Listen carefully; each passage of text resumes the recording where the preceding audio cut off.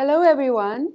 I would like to welcome all of you to the lecture on the Korean language. First step, Korean.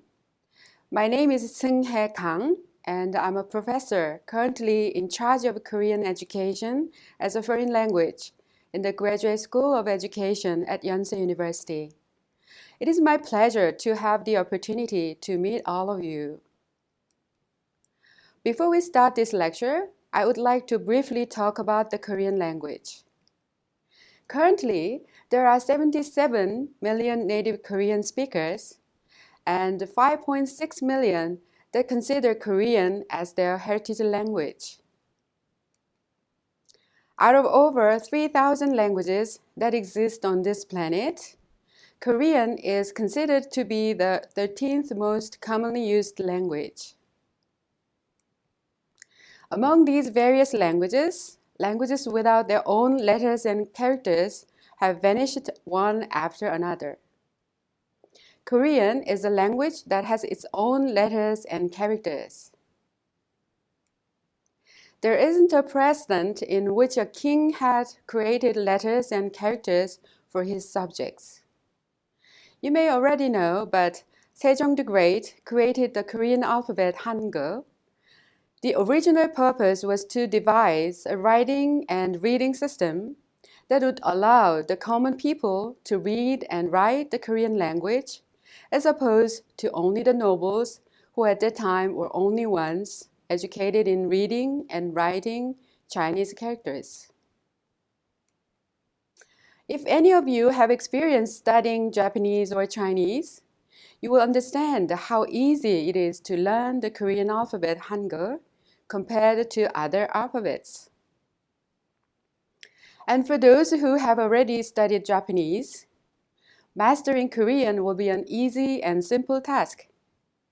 This is because the Japanese language and the Korean language are quite alike in terms of their grammar structure. Though many Korean words originate from Chinese characters, Korean is quite different from Chinese in terms of its grammar. The Korean vocabulary is comprised of 35% native words, 60% Sino-Korean words, and 5% loan words, mostly from the English language. Loan words are pronounced differently depending on the sound patterns in Korean. For instance, the word computer is pronounced computer in Korean. First, the unique characteristic of the Korean language lies in its syntax. The sentence structure or the word order in Korean is different from that of English. Korean is a language in which the verb or the predicate comes at the end. Thus, a sentence ends in a verb or an adjective. In English, a sentence is constructed in the order of SVO, which is subject, verb, and object. But in Korean, it is in the order of SOV. For example, the sentence Jane studies Korean in Korean becomes Jane Korean studies. Korean is also a language free from word order. As long as there is a verb or an adjective at the end, the sentence would make grammatical sense. For example, if you want to say, Bob and Jane study Korean at school, in Korean, you can say, Bob and Jane at school Korean study, or Bob and Jane Korean study at school. Another characteristic of the Korean language is that it is a situation-oriented language. This means that in specific contexts or situations, certain components, such as the subject of a sentence, can be omitted. For example, going home means, are you going home? In Korean, when you ask, did you meet the friend? You can skip you and simply say, met a friend? Lastly, Korean is a language with honorifics. In using honorifics, there can be different speech levels of respect according to the person you are speaking with. The way you talk to your father is different from the way you talk to your friends or colleagues. For example, in English, you and your father would say good morning in the same way. However, in Korean, there is a distinction between the way a father speaks to his son and the way a son speaks to his father. If you pay close attention, you will be able to notice that the two ways are very different. You can use honorific words, or you can use expressions that differentiate speech levels. Well, understanding such characteristics about the language will be beneficial before studying to study Korean. And regarding the structure of this course, it consists of 5 individual modules, and each module is made up of 4 units. The 4th unit is every module is a review session to go over all the things learned in the previous 3 units. Each module covers topics including Korean alphabet Hangul, greetings, family, daily life, time and date, and so on. Let me explain the composition of the units. We provide the learning objectives of the coding unit and listen to a conversation. After listening to the conversation, we repeat what was said. We then practice pronunciations of keywords in the conversation. We will explain the words and sentence structures in the conversation. And using more vocabulary, practice the sentences. You will mostly practice making sentences by substituting words that you learn in the unit. We will also provide additional vocabulary for you to practice on your own. After studying each unit, a quiz will be given to test your abilities and to review the contents. I hope through this lecture on Korean, you will be even more drawn to Korea and the Korean language. And I hope you enjoy studying and have a wonderful experience throughout this course. Thank you so much and see you soon.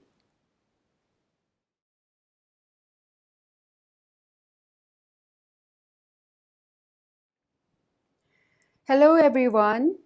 In this module, you will learn the Korean alphabet or Korean writing system called Hangul. Now, I know some of you may already be able to read and write it, but many of you, this will be your very first Korean reading lesson. If you have compared the appearance of Hangul to other written language systems, such as Chinese characters or Japanese katakana, you will certainly have noticed some distinctive features. Hangul, compared to those two, seems very simple, almost elegant in its simplicity, a collection of straight lines and circles. In fact, it is simple, one of the most simple and logical writing systems in the world, and we are justifiably proud of it. Hangul is composed of a consonant and a vowel, forming one syllable. In each syllable, there is a beginning consonant or initial sound, middle vowel or medial sound, and an optional final consonant that forms a character. Hangul is written from left to right and top to bottom.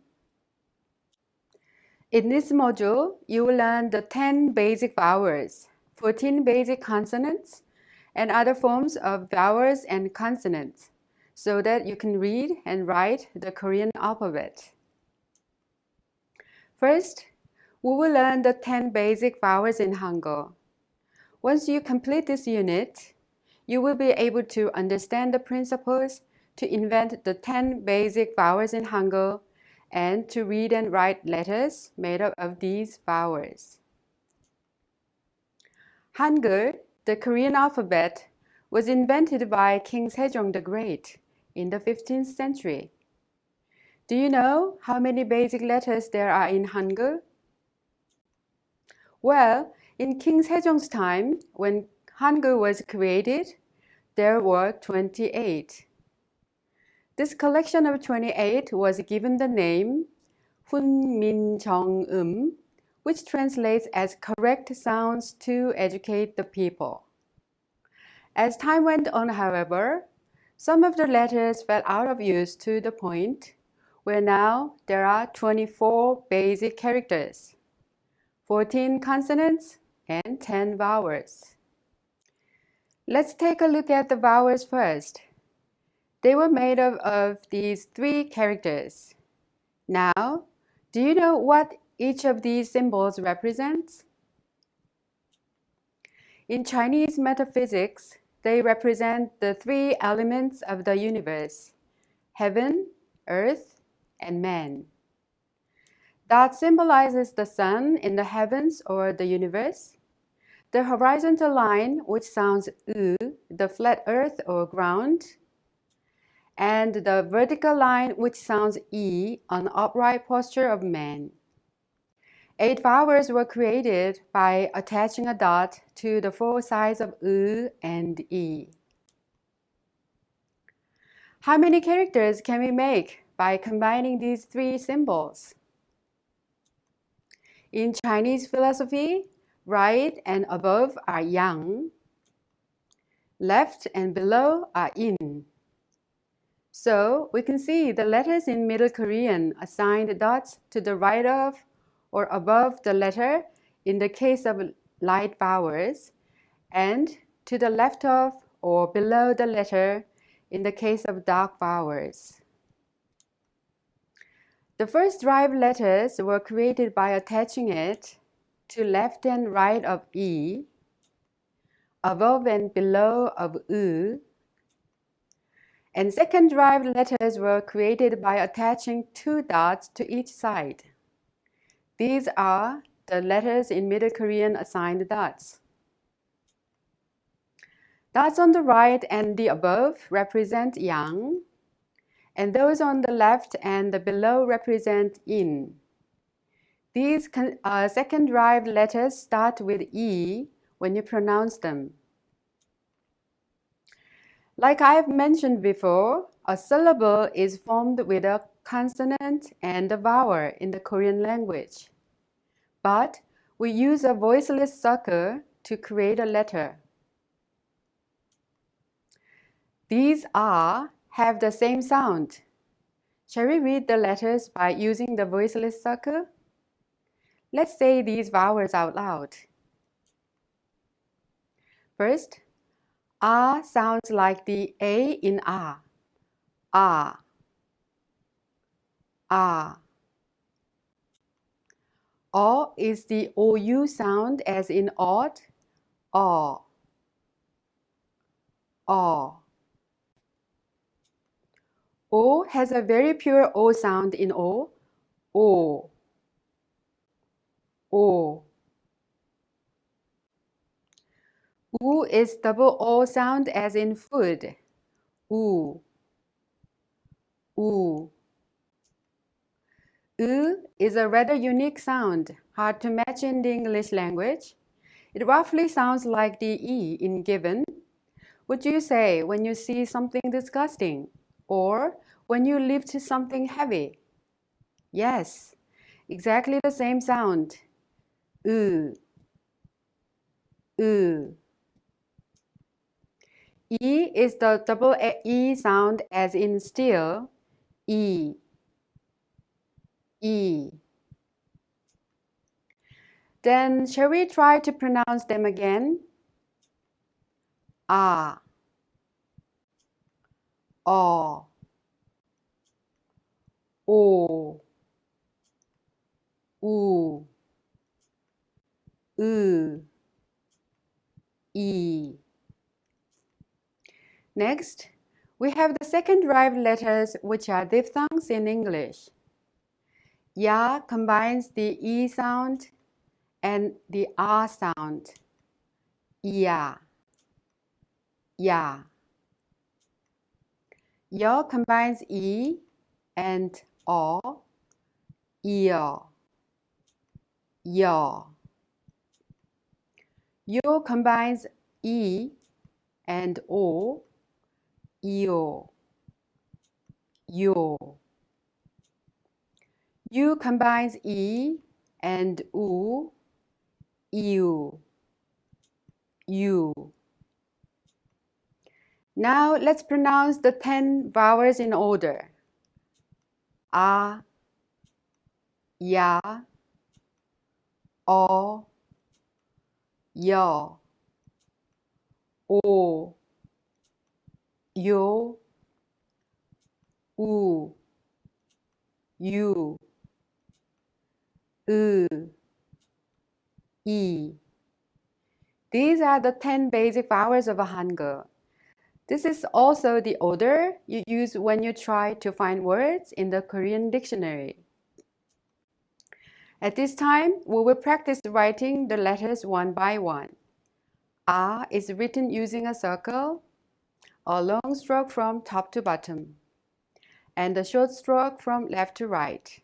A. Ya is also written using a circle and a long stroke from top to bottom, with 2 short strokes from left to right instead of 1. Ya. O is also written using a circle, a short stroke from left to right, and a long stroke top to bottom. O. Yo or circle first, 2 short strokes from left to right, and a long stroke from top to bottom. Yo. O is written a circle first, a short stroke top to bottom, and a long stroke left to right. O. Yo, a circle first, 2 short strokes top to bottom, and a long stroke left to right. Yo. U is written a circle first, a long stroke from left to right, a stroke top to bottom. U. U, a circle first, a long stroke left to right, 2 strokes from top to bottom. U. A circle first, a long stroke left to right. E, a circle first, a long stroke top to bottom. E. Okay, let's read out loud the following words. Repeat after me. I,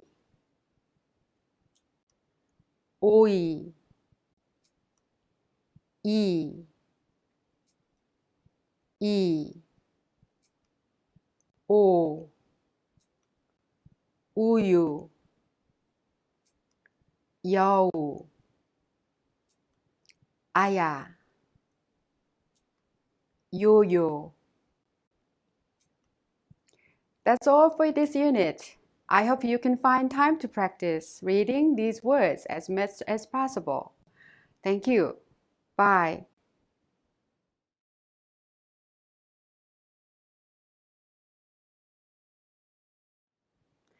Hello everyone. In the last unit, we studied the 10 basic vowels of Hangul. In this unit, we will now study the 14 basic consonants. First of all, you will learn how the 14 consonants were formed and how each one of the 14 consonants sound. And also, you will be able to create letters by combining the consonants with the 10 vowels from last unit. Here are the original 17 letters of Sejong's creation. Now, 3 of these are no longer in use. Can you guess which ones they might be? That's right. these three letters are no longer used. Now, I've said that one of the virtues of Hangul is its simplicity. If you look carefully, you will notice that these 14 letters all consist of combinations or manipulations of the same 5 symbols. Yes, only 5 symbols are used to generate all the consonants. Take a look for a moment and see if you can identify these basic symbols. Basic symbols are these. That wasn't that hard, was it? But here is another question. Where did they come from? What was the inspiration for the inventor's choice? Well, all of these letters were formed after the shapes of the mouth and the other articulatory organs we use when we make these sounds. In other words, each symbol represents how each sound is vocalized. 5 sides are involved in the creation of the basic consonants, which are the throat at the most inside part, the molars, then the palate, the lips at the most outside part, and the teeth at the inside again. 5 elements: tree, fire, soil, metal, and water. The principle of 5 elements from the Eastern philosophy was applied to the consonant sounds and their position in the mouth. Consonants can be categorized into 5 separate branches in modern linguistic terms: velar, alveolar, labial, dental, and glottal.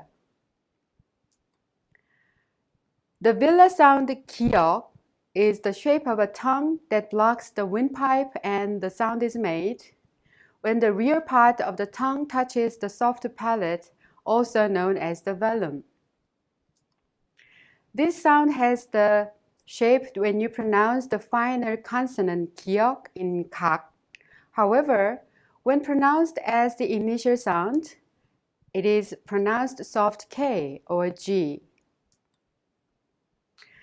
The alveolar sound niun is the shape of a tongue touching the gums of the upper teeth. This is the N sound in English. The labial sound mium is the shape of the lips opening after they have been pursed. The dental sound shiot has a connection to teeth. This stroke represents the tip of the tongue that is touching the back part of the upper teeth. There isn't an exact equivalent in the English sound, and it is slightly different from the S and the C sound. Finally, the glottal sound iung is the shape of a throat, and King Sejong thought that this sound would best represent the glottis, which is the space between the vocal cords. And as a final consonant sound, iung is the same sound ng in song.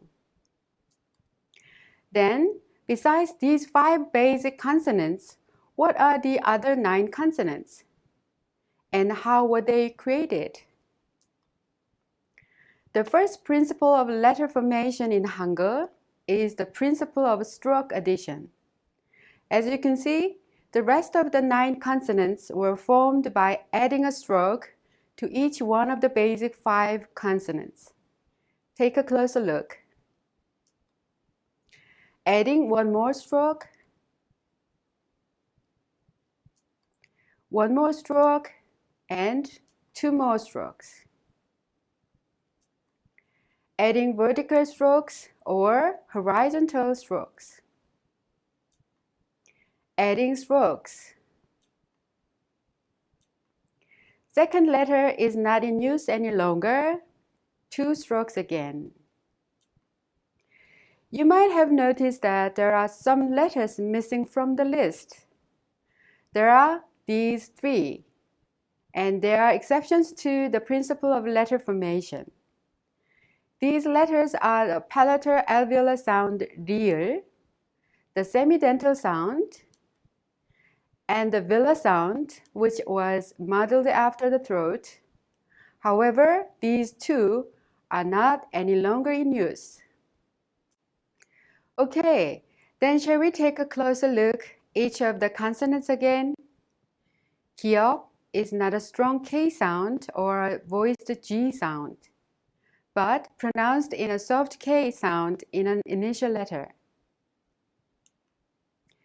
Q is a strong K sound. Miun is similar to the English N sound. And 디귿 has the soft T sound somewhere in the middle of T sound and the D sound. 티읕 is a strong T sound. 미음 has the English M sound, and 비읍 has a soft P sound in between a P sound and a B sound. 피읍 is a strong P sound.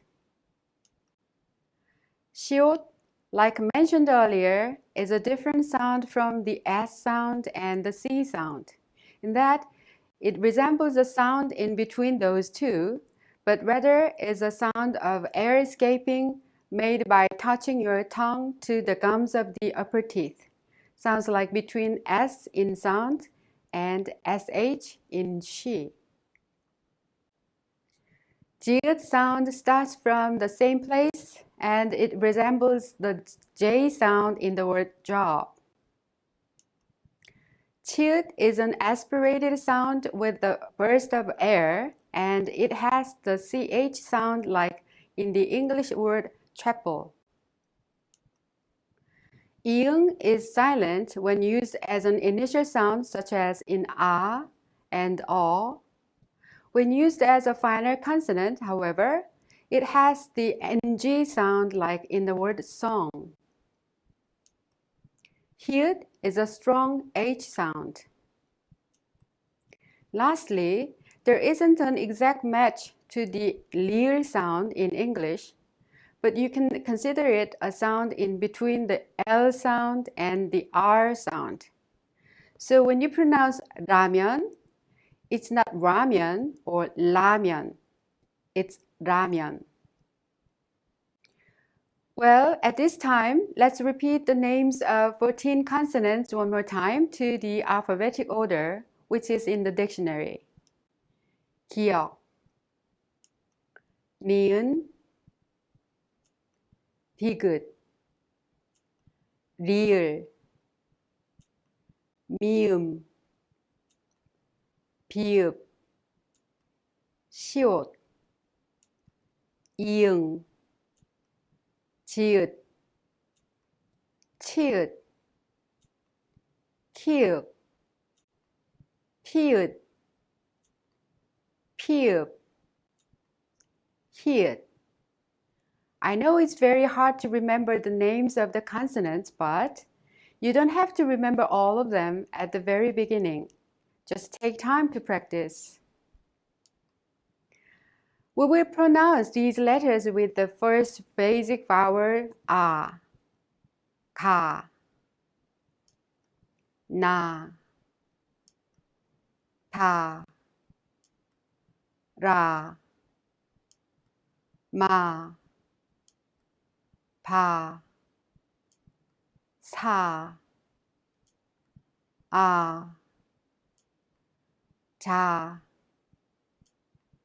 차, 카, 타, 파, 하. These letters, like the English alphabet, have a specific order. This is the order of the letters created when the 14 consonants are combined in order with the 10 vowels. Repeat after me. 가, 나, 다, 라, 마, 바, 사, 아, 자, 차, 카, 파, 파, 하. Well done! This is the order of the letters in the dictionary, so it will be very helpful to memorize it. This time, we will read words formed by using the 14 consonants and the 10 vowels. You don't need to memorize all the words, just practice reading them. Alright, repeat after me please. 가구, 고기, 야구, 아기, 누나, 구두, 나라, 다리, 라디오, 오리, 어머니, 머리, 부모, 비누, 두부, 보리, 소나무, 아버지, 바지, 수저, 차, 치마, 기차, 포도, 도토리, 하마, 피리, 키,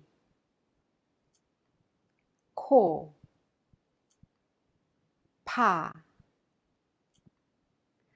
I think this unit is the most difficult part of learning Korean alphabet, but I hope you just enjoy practicing. That's all for this unit. Thank you. Bye. Hello everyone. What I'm gonna do now is to show you how to use and practice with this Korean character practice program presented on the website. First, you will find the address on the website. Click it and open the program. Then you will see this scene. As you can see, there are 10 basic vowels on the top horizontal line and 14 consonants on the left vertical line here. Now you can combine a consonant and one vowel to make one syllable in Korean. So for example, we take one of these consonants, let's say niun, which is N in English. Click it and to drag to the third column, which was on the vowel R.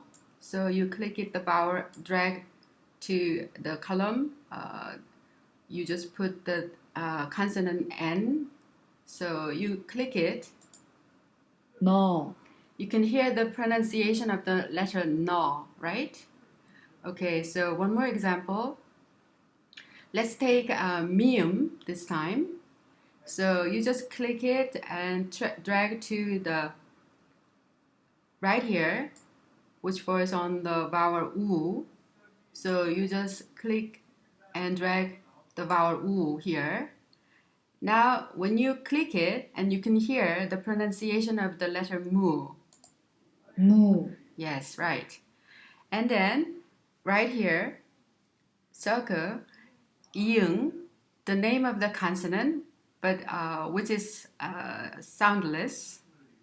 It goes with one of the 10 basic vowels up here to combine a letter like iung, the soundless circle o, a, with the vowel a together. Finally, you find the pronunciation a. Ah. Right. And another vowel the soundless E, you just click and drag to the last column, and then you just take E, the vowel E, to combine the letter. So you click it. 이, Yes, you hear the pronunciation of the letter E, right? So you practice on your own. I hope enjoy practicing the Korean alphabet basic letters here, and then I'm sure you master the Korean basic letters. This is it. Hello everyone. We have studied the 10 basic vowels and 14 consonants in previous units. Now, can you read letters formed by their combinations? I have no doubt that you all will do fine. In this unit, we will study vowels and consonants that we didn't cover. We will put special efforts to distinguish the difference in simple, aspirated, and tension sounds. You will also be able to read diphthongs in Hangul. In this table, we already covered these parts when we studied the 14 consonants. These 5 consonants are simple sounds. The letters in the next row are aspirated sounds. There are letters that represent tension sounds that are voiceless. These letters are formed by overlapping simple sounds to make a tense sound. Now, let's practice by combining them with the vowel R. Okay, let's go over these letters. A simple sound 기역, soft K, is combined with the vowel R, ka. Ka is a strong aspirated sound, ka. Ga is not aspirated but has much tension, ga. Remember ta, it is not da or ta, but a soft T sound, ta. Ta is an aspirated sound, ta. While da is a tension sound, da. Pa is a soft P sound, different from the English B, pa. Pa is aspirated like P, pa. But ba is tense without aspiration, ba. Sa is a little aspirated as the tongue touches behind the gums in between S and C, sa. Sa is more similar to S and is tensioned, sa.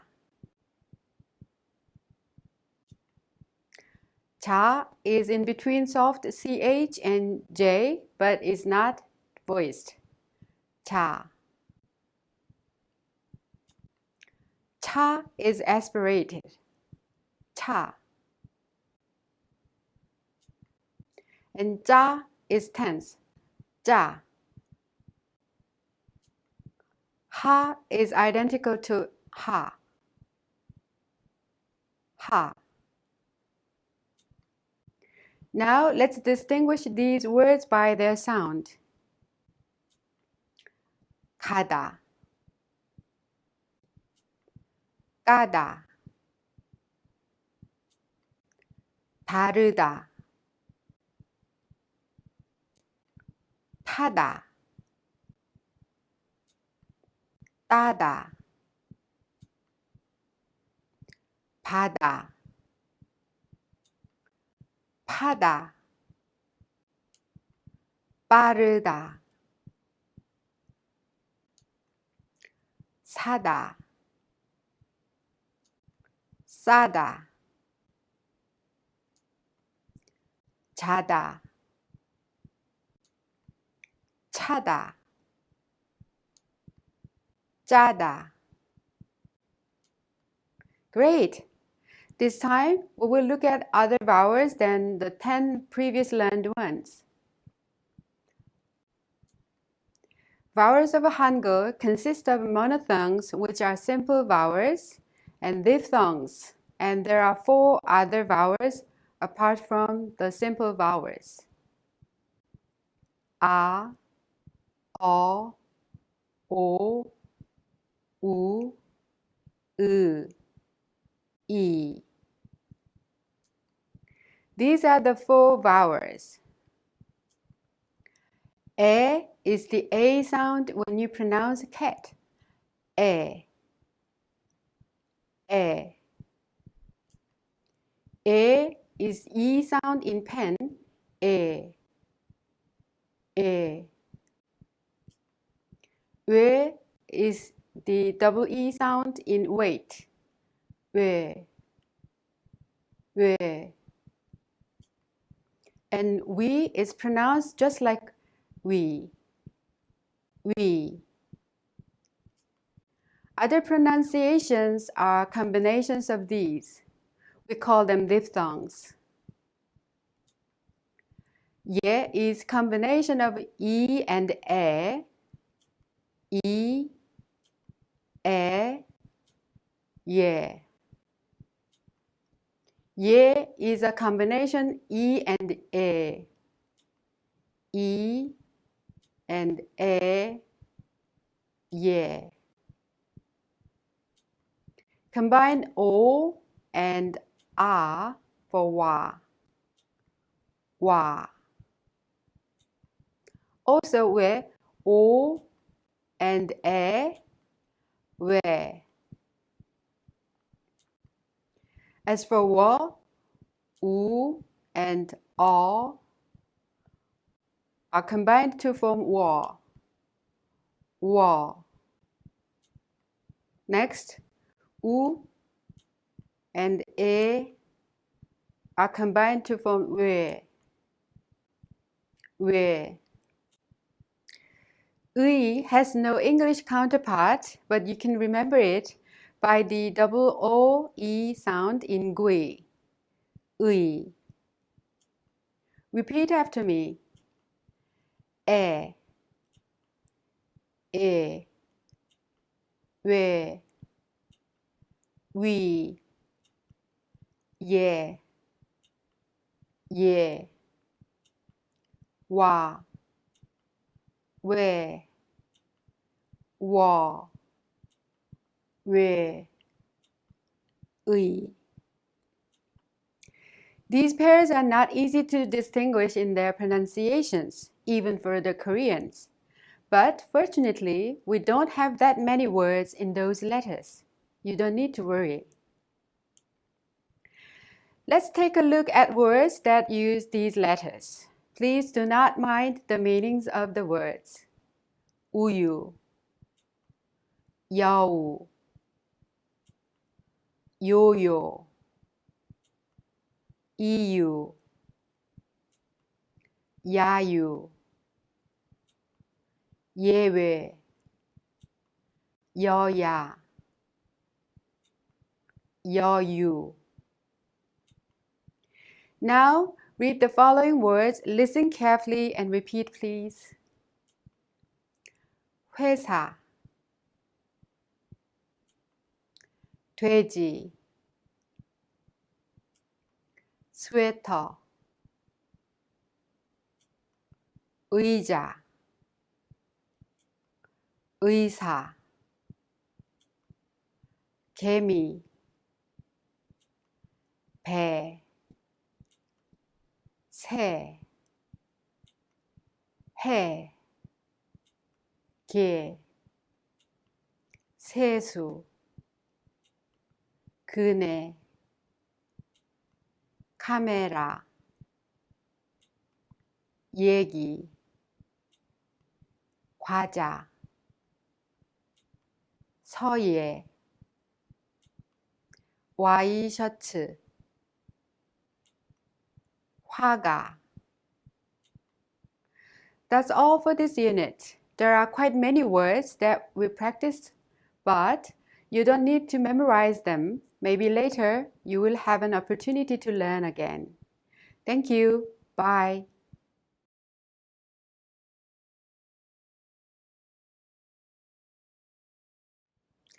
Hello everyone. Up to now, we have covered all the vowels and consonants in Hangul. At this time, we will study the syllables and final consonants that make up Hangul. You will get a glimpse of how Hangul is formed and be able to read the letters by distinguishing the various final consonants. Syllables in Hangul are made up of consonants and vowels and take 4 different shapes. First form is with vowels. Syllables cannot be formed with just vowels, so we use the voiceless circle as the initial consonant and use vowels such as a or u. In the case of a, we write it from left to right. For u, it is written in up to down. The second case is the combination of consonants and vowels. The initial consonant kiok is combined with the vowel a to create ka. And the initial consonant tigut is combined with the vowel o to create to. Writing down from top to bottom. Third case is the combination of consonants, vowels, and final consonants.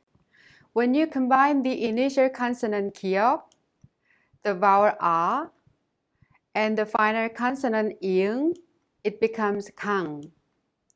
Kang is also my family name, but generally speaking, kang means river. We have yet to practice final consonants, but the final consonant ing has the ng sound of the word song. When we write kang, it is written left to right and up to down. So we write ka and then write ing just below it. In another example, the initial consonant digut, the vowel o, and the final consonant niun create ton. Ton is the Korean word for money, and it is written up to down. You write to and then write niun below it to create ton.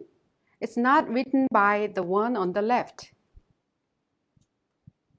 The final case is when consonants, vowels, and double consonants are combined. 2 final consonants are put together to form a double consonant. For example, the initial consonant 비읍, the vowel a, and the final double consonant create 박. The double consonant is used as a final consonant, and thus it is not pronounced as it would when used as an initial consonant. When used as a final consonant, it is pronounced the same as kiok.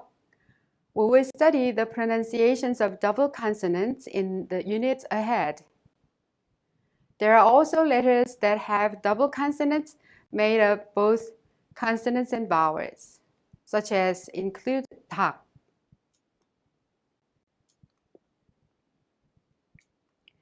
Consonant 비읍, vowel a, and double consonant 밥. And now let's study final consonants. Although it seems complicated at first, let's see how the consonants we studied are pronounced when used as a final consonants. Look at the following chart. Take a look at the first row. These final consonants are all pronounced 기역 and sound like the G in bag or the K in back. 각, 박, 부엌. 니은 always has the N sound when used as a final consonant. 눈, 산, 돈.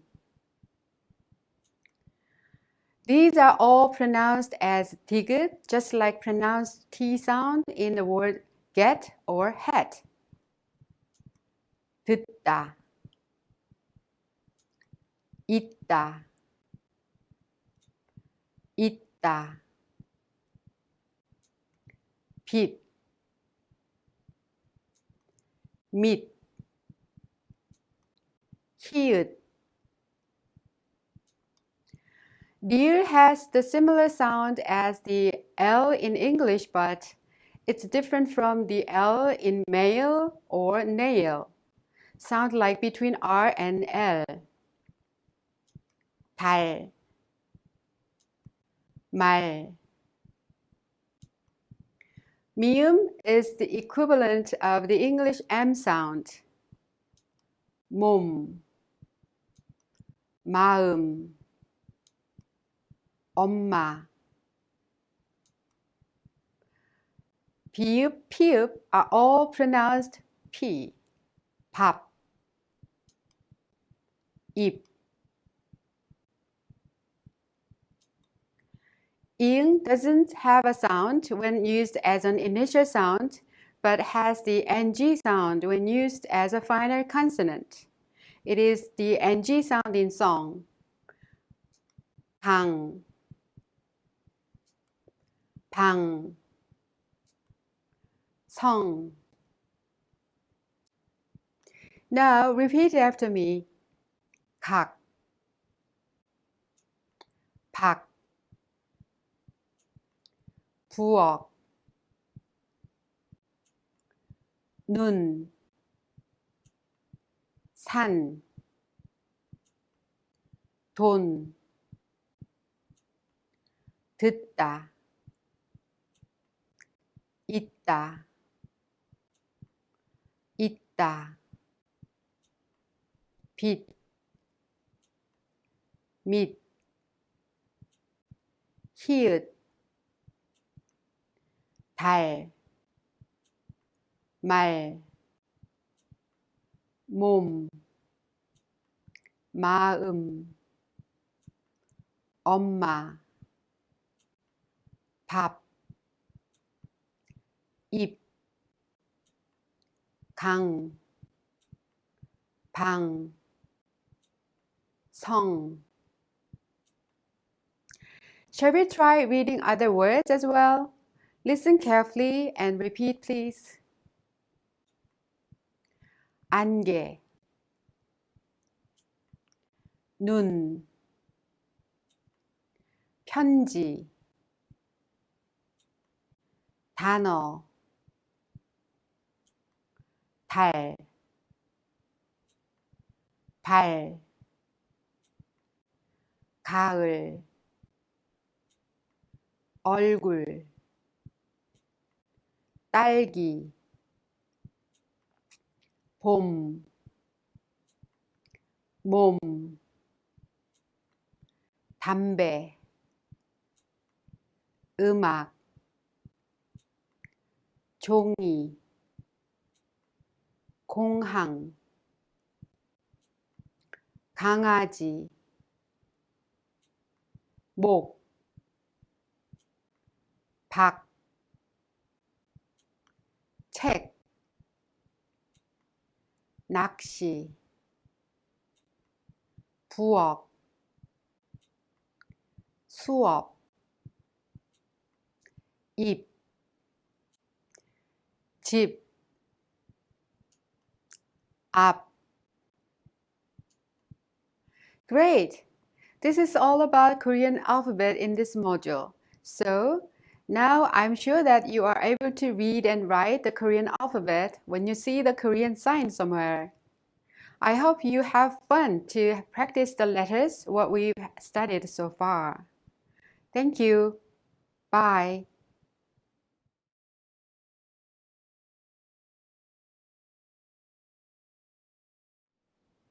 Hello, everyone. When you meet someone for the first time, how would you say hello in Korean? How about asking someone's nationality or their job? In this module, you will learn how to ask those questions and how to respond. In this unit, you are going to learn how to greet a person and how to say your name in Korean. First of all, shall we take a look at the conversation? Pay close attention, please. 안녕하세요. 저는 김수지예요. 안녕하세요. 제 이름은 저스틴이에요. Let's examine the dialogue between these two people. 안녕하세요. 저는 김수지예요. Translates to Hello, I'm Suji Kim. 안녕하세요. 제 이름은 저스틴이에요. Translates to Hello, my name is Justin. 안녕하세요. When translated literally becomes Are you in peace? You add 세요, a question sentence ending, to 안녕하다, which means to be in peace, in order to form 안녕하세요. Listen to it once more and repeat it, please. 안녕하세요. 저는 김수지예요. 안녕하세요. 저는 김수지예요. 안녕하세요. 제 이름은 저스틴이에요. 안녕하세요. 제 이름은 저스틴이에요. Well done. We are going to take a closer look at the pronunciations. The final consonant M in the second syllable of 이름은 is prolonged to the next syllable 은, so we pronounce it 문. Likewise, Justin이에요 is pronounced Justin이에요. Now, let's try it again. 이름은 Justin이에요. Excellent. At this time, let's have a look at the vocabulary. 이름 is name in English. This is a noun form from the verb 이르다, which means to call. 이름. 안녕하세요 means are you in peace when translated literally, as I mentioned. But in English, it's more a form of greeting like hello or how are you. Regardless of whether it's day or night, you say 안녕하세요. We don't have any English greetings like good morning, good afternoon, and good night. Of course, among younger generations or friends of the same age, between young people as well, they generally greet one another by saying 안녕. A more formal way of greeting would be 안녕하십니까, using a different honorific sentence ending 십니까. 안녕하십니까?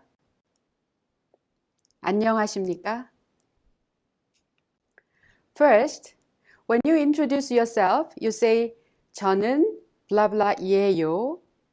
저는 blah blah 이예요. 저 is the English equivalent of I, and combined with 는, a topping marker in the sentence, it becomes the subject, and you say 저는 to introduce yourself. There are what are called subject particles, 이 or 가, and you will learn them in the future. In English, we say Suji Kim, putting the first name first and then the last name. However, when we say names in Korean, we say the family name first and then the first name. So the correct way to say it would be Kim, the last name, and then Suji, the first name. Last name first and first name last. If it has no final consonant in the last syllable of the name, you use 예요. And if there is a final consonant, you use 이예요. This is why we say 저는 김수지예요 Why we say 저는 저스틴이에요. Shall we practice it together? 배유나. 저는 배유나예요. 저는 배유나예요. 이민호. 저는 이민호예요. 저는 이민호예요. 이민호 is a Korean male's name.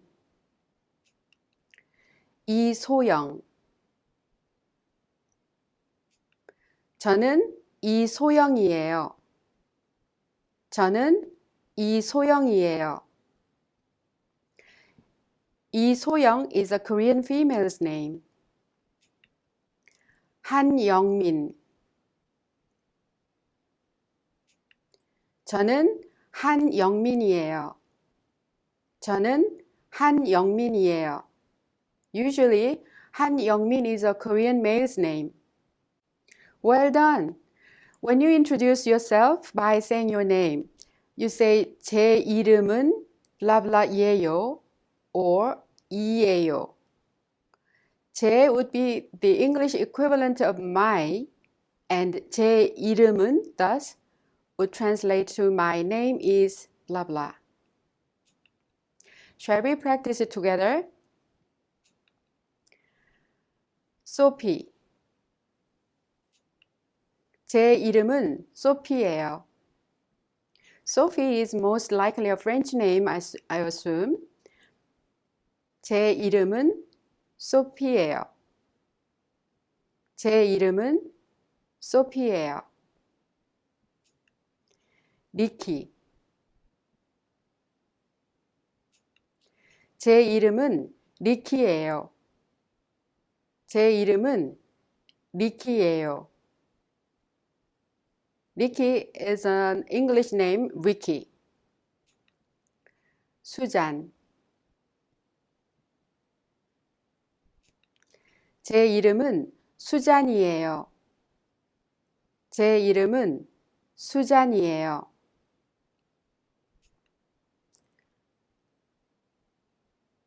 다니엘. 다니엘. 제 이름은 다니엘이에요. 제 이름은 다니엘이에요. My name is Daniel. Well done. Now, do you think you will be able to say your name and introduce yourself in Korean? This time, try to do it on your own. Now, let's look at additional vocabulary. 뭐예요 is a contracted form of 무엇이에요.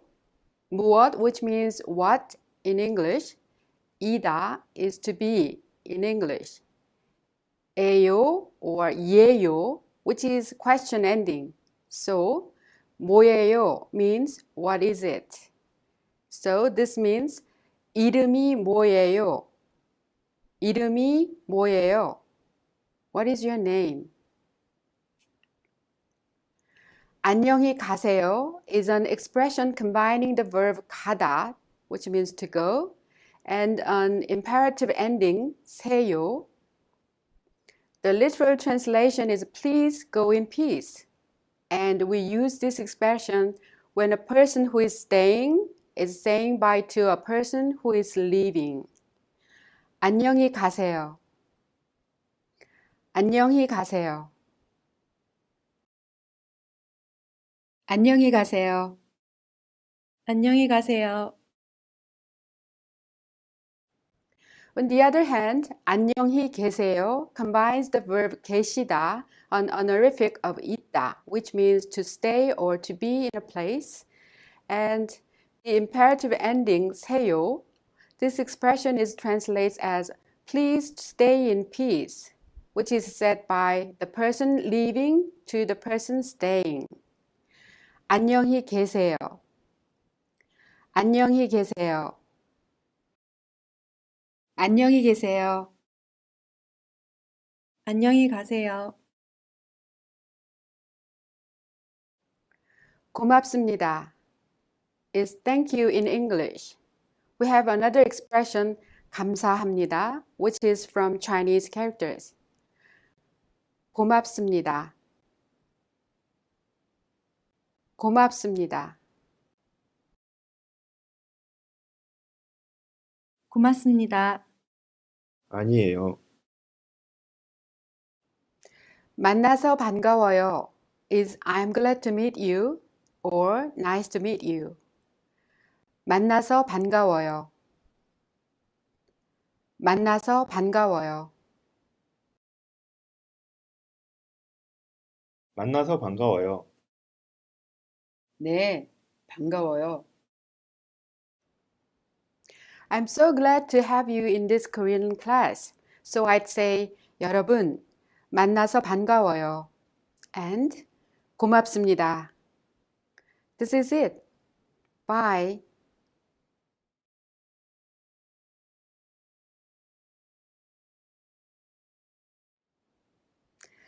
안녕하세요, 여러분.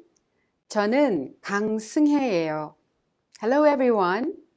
When you meet someone for the first time, how would you ask his or her nationality?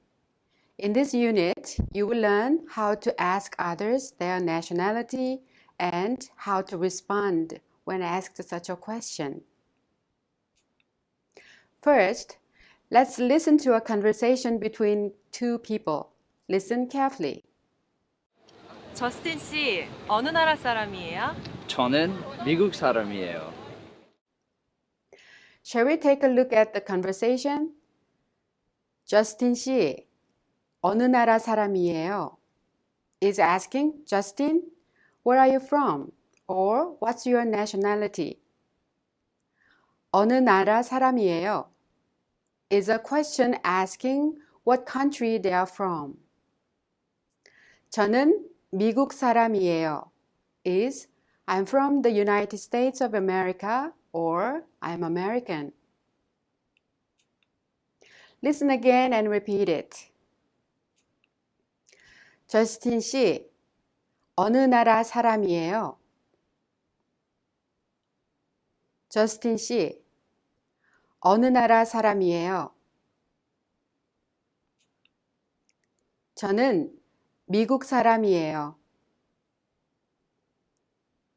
저는 미국 사람이에요. Well done. Let's look at the pronunciations. 사람이에요 is pronounced 사람이에요. Do you remember how final consonants are prolonged? The final consonant M in 람 of 사람 is combined with E in 이에요 and thus is pronounced 사람이에요. Let's try that again. 사람이에요. 사람이에요. Well done. Let's have a look at the vocabulary. 어느 is which in English and it is used with 어느 나라, which country, and 어느 사람, which person. It indicates which specific one it applies to among many possibilities. The distinction is quite similar to the difference between 무엇, what, and 어느, which. In English, 나라 is a country or a nation. 나라, 나라. And 사람 is a person. The question, 어느 나라 사람이에요? Literally, which country person are you? Which sounds a bit awkward, but asks which country the person is from. 사람, 사람. Justin 씨, 어느 나라 사람이에요? Is a question asking what Justin's nationality is. The blah blah 씨 in Justin 씨 is an address term, and in English it is used with Mr. or Miss, etc. In Korea, we use first name plus 씨 or their full name plus 씨 to call another person. Last name plus 씨 is used in a limited manner. In a more friendly setting, you can use first name plus she, and in a more formal relationship, you call them by their full name and she. In this case, Justin is a first name, so by calling him Justin she, we can see that the relationship is that of close friends or acquaintances. 어느 나라 사람이에요? Is asking where they're from or what country they're from. Thus, a question asking their nationality. You use it to ask a person's nationality upon your first encounter with them. Shall we practice together? Now we practice to ask someone's nationality like I say, Justin, and then you ask, Justin 씨, 어느 나라 사람이에요? Ready? Yes. Stephen, we call him Stephen. Stephen. Stephen 씨, 어느 나라 사람이에요? Stephen 씨, 어느 나라 사람이에요? Susan, we call her 수잔. 수잔. 수잔 씨, 어느 나라 사람이에요? 수잔 씨, 어느 나라 사람이에요? Daniel, we call him 다니엘. 다니엘. 다니엘 씨, 어느 나라 사람이에요? 다니엘 씨, 어느 나라 사람이에요? 진수 is a Korean male's name. 진수. 진수 씨, 어느 나라 사람이에요? 진수 씨, 어느 나라 사람이에요? Well done. Then, how would you respond to the question? 어느 나라 사람이에요? If your nationality is American, you are 미국 사람. And if you are Korean, you are 한국 사람. Thus, if you are American, you can respond, 저는 미국 사람이에요. And if you are Korean, you can say, 저는 한국 사람이에요. Shall we try it together? I will ask you 어느 나라 사람이에요? And then you answer the questions using the following word presented. 어느 나라 사람이에요? 캐나다. 저는 캐나다 사람이에요. 저는 캐나다 사람이에요. 어느 나라 사람이에요? 필리핀. 저는 필리핀 사람이에요. 저는 필리핀 사람이에요. 어느 나라 사람이에요? 영국. 저는 영국 사람이에요. 저는 영국 사람이에요. 어느 나라 사람이에요? 프랑스. 저는 프랑스 사람이에요. 저는 프랑스 사람이에요. Excellent work. Well, when a Korean person asks you what your nationality is, you will be able to answer it without hesitation. Now, try it on your own. What are the following countries? Let's practice how to read and write them in Korean. China, 중국, 중국. India, 인도, 인도. Japan, 일본, 일본, 네팔, 네팔, 네팔. 러시아, 러시아, 러시아. Germany, 독일, 독일. Brazil, 브라질, 브라질. Australia, 호주, 호주. New Zealand, 뉴질랜드, 뉴질랜드. Singapore, 싱가포르, 싱가포르. This is all for this unit. Hopefully, you will practice what you've learned. 고맙습니다. See you.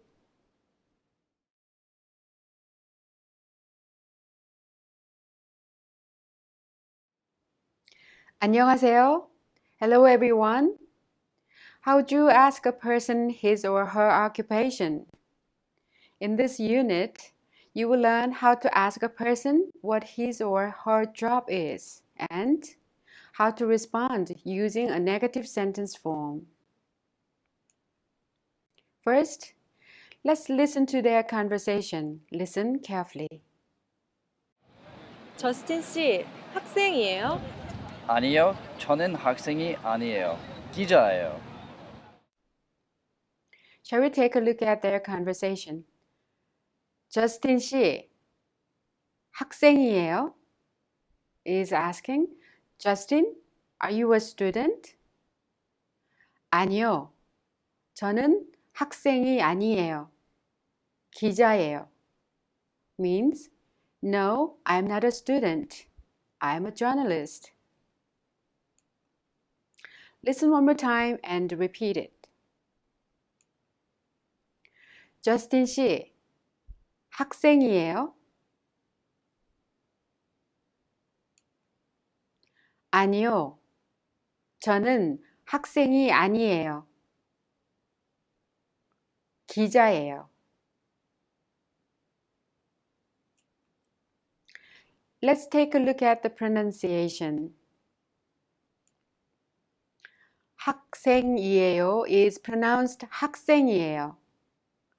There is a final consonant 기역 in 학 and this final consonant temporarily holds the sound and breaks it in order to make a sound. Thus, the syllable that follows is impacted. The shiot in 생 is pronounced in a strong sound like 학생. Let's try that again. 학생, 학생. Great. Shall we take a look at the various occupations? Journalist, 기자, 기자. Student, 학생, 학생. Chef, 요리사, 요리사. Singer, 가수, 가수. Office worker, 회사원, 회사원. Police officer, 경찰, 경찰. Medical doctor, 의사, 의사. The 이에요 in Justin 씨는 학생이에요 is an ending used when asking questions. When you say 이에요, you must raise the tone at the end of the sentence to make it sound like a question. When there is an interrogative word such as when, where, who, what, why, how, you must lower the tone at the end. And when there is no interrogative word, you raise the tone. Let's try that together. 학생이에요? 학생이에요. Well done. See how there is the final consonant 응 in 생 of 학생. If there is a final consonant in the last syllable, you use 이에요. 이에요. If there is no final consonant or it ends with vowel, you use 예요. 예요. For example, in 회사원, there is a final consonant N, 는, in one, so you say 회사원이에요. In the case of 기자, there is no final consonant in 자, so you say 기자예요. 기자예요. If you want to be formal, you can also use a different ending to ask, such as 저스틴 씨는 학생입니까? 저스틴 씨는 학생입니까? Shall we practice together? When I say Justin, 학생, then you make a question like 저스틴 씨는 학생이에요? Alright. 저스틴, 요리사. 저스틴 씨는 요리사예요? 저스틴 씨는 요리사예요? 민호, 가수. 민호 씨는 가수예요? 민호 씨는 가수예요? 수지, 회사원. 수지 씨는 회사원이에요? 수지 씨는 회사원이에요? 줄리, 경찰.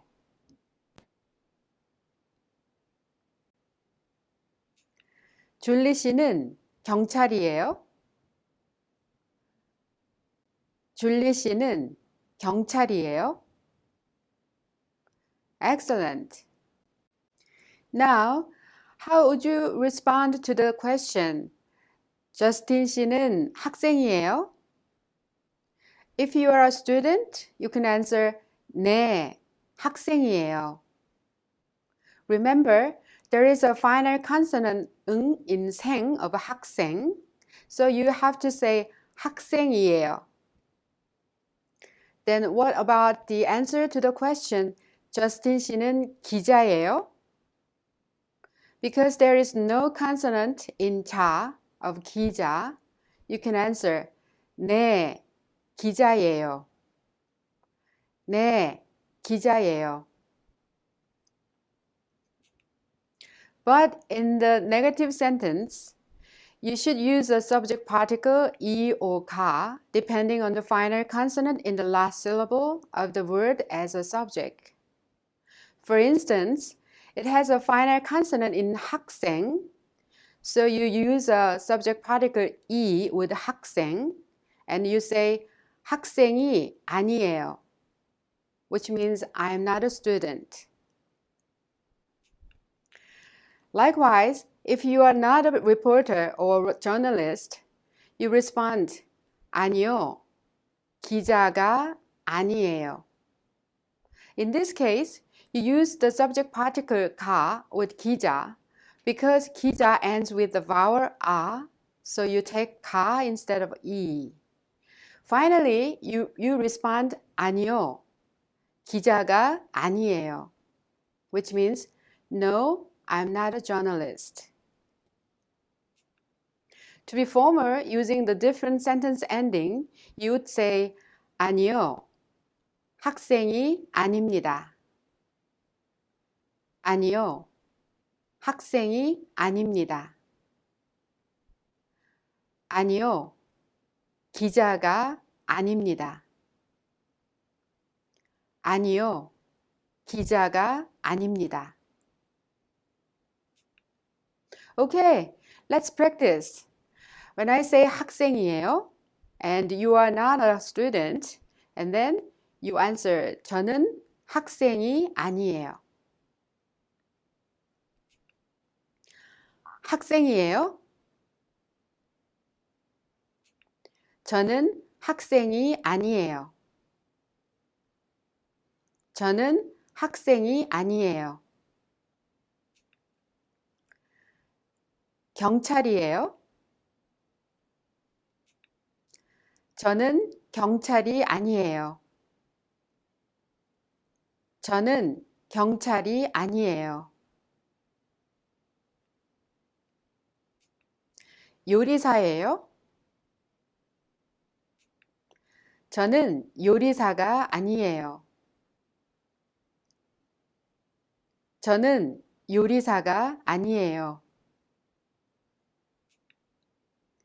의사예요? 저는 의사가 아니에요. 저는 의사가 아니에요. Well done. Now, when a Korean person asks you your occupation, do you think you will be able to respond yes or no? And vice versa. Do you think you will be able to ask that person his or her occupation? Take a moment to practice it on your own. What do you think are the following occupations? Let's learn how to read and write them in Korean. Teacher, 선생님,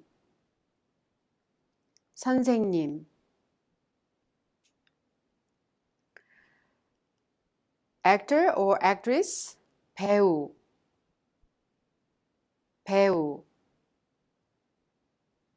That's all for this unit. Now, I think you can ask someone's occupation and also you can respond to the question. 고맙습니다. Bye.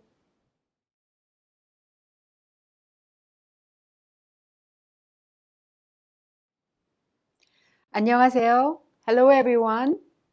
Up to now, you've learned how to greet people you've met for the first time and how to ask what country they are from and what their occupations are.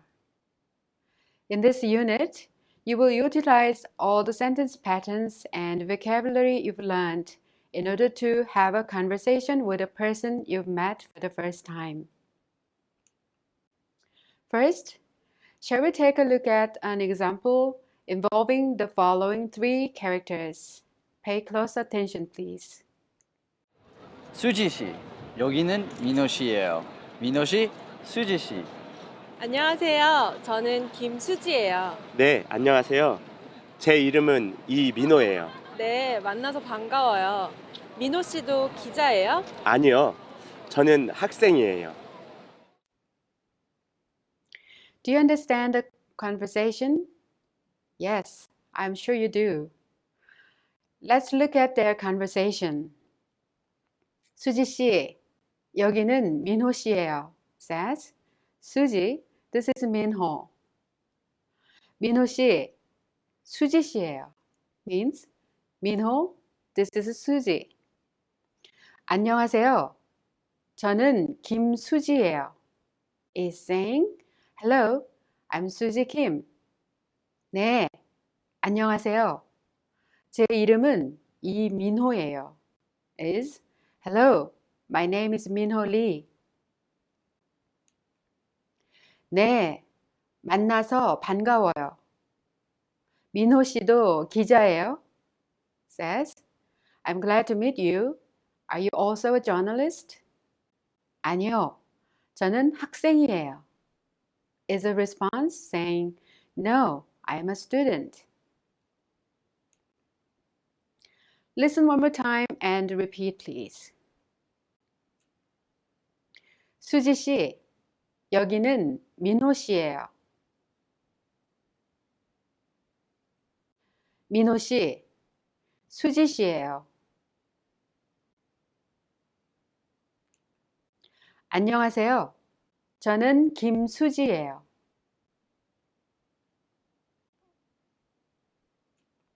네, 안녕하세요. 제 이름은 이민호예요. 네, 만나서 반가워요. 민호 씨도 기자예요?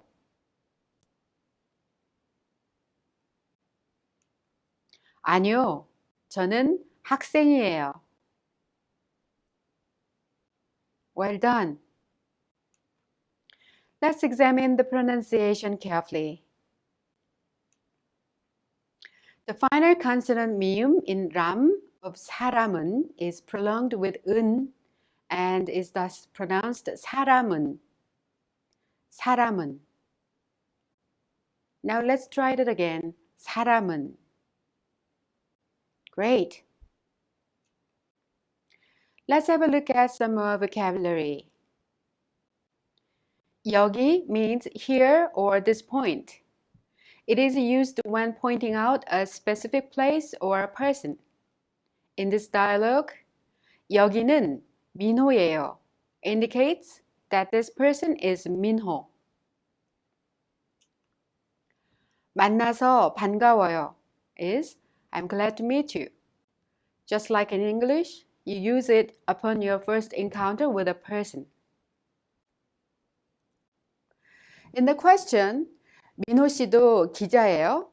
The 도 of 민호 씨도 has the meaning of also, to, or as well in English.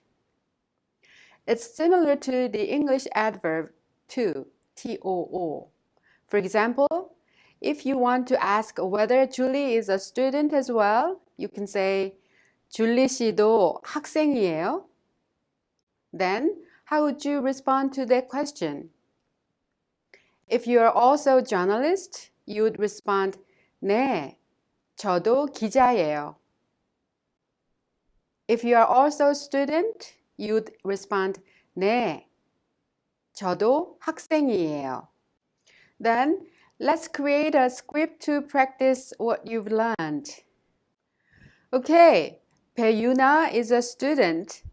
Daniel is not a student but a chef. Minho is also a student. Yuna is introducing Minho to Daniel. Daniel and Minho are introducing each other and asking their job.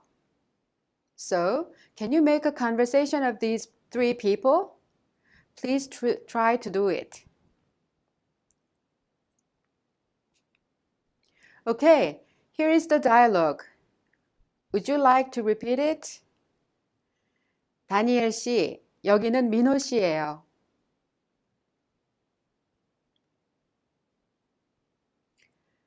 민호 씨, 다니엘 씨예요.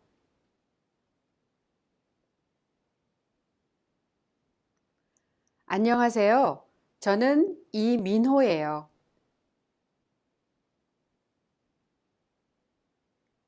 네, 안녕하세요. 제 이름은 다니엘이에요. 제 이름은 다니엘이에요. 네, 만나서 반가워요.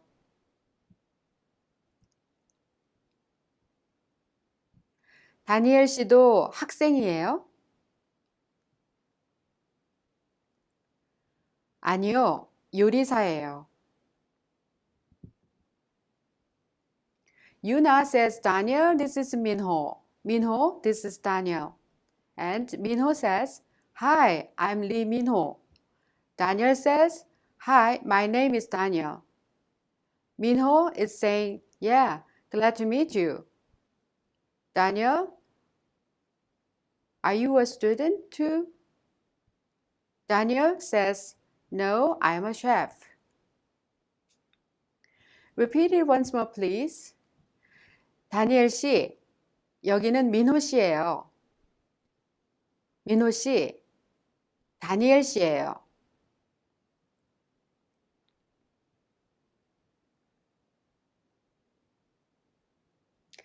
다니엘 씨, 여기는 민호 씨예요. 민호 씨, 다니엘 씨예요.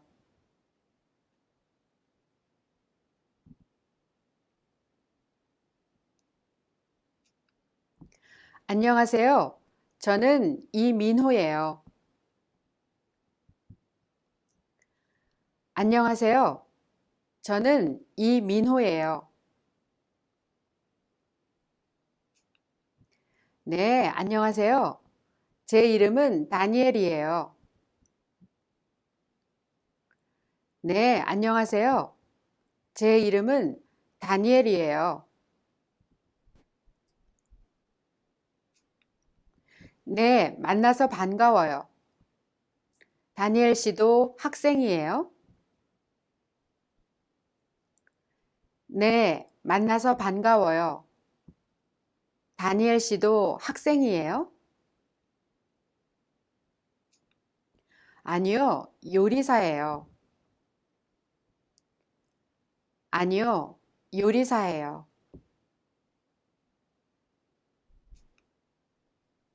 Okay, let's try to make another conversation. In this setting, there are three Korean people here. So-young, Korean lady who is a company worker. She knows Youngmin and Minu, so she's introducing one another. Youngmin is a writer and Minu an office worker. Here we go. Ready? Here is the conversation, so repeat it please. 영민 씨, 여기는 민우 씨예요. 민우 씨, 영민 씨예요.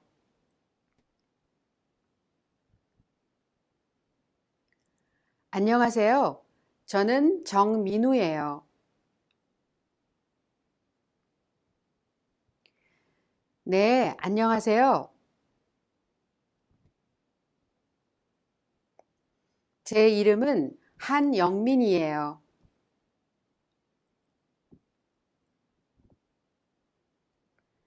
네, 만나서 반가워요.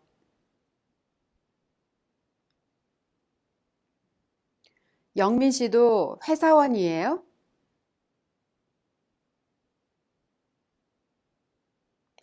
아니요, 작가예요.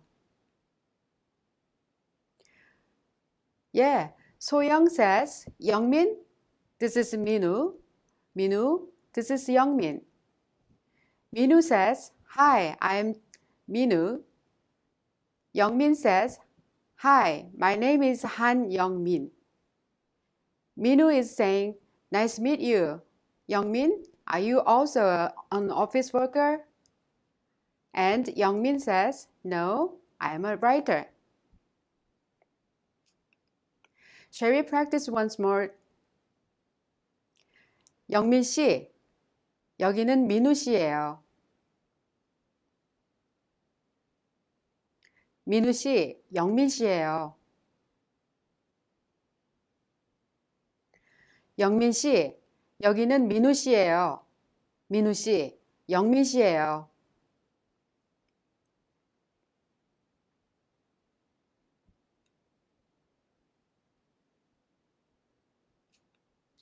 안녕하세요.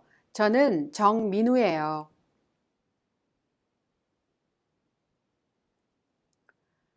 안녕하세요. 저는 정민우예요.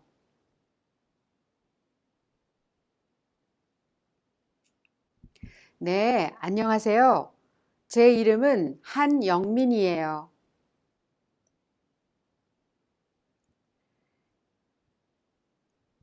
네, 안녕하세요. 제 이름은 한영민이에요. 네, 만나서 반가워요. 영민 씨도 회사원이에요?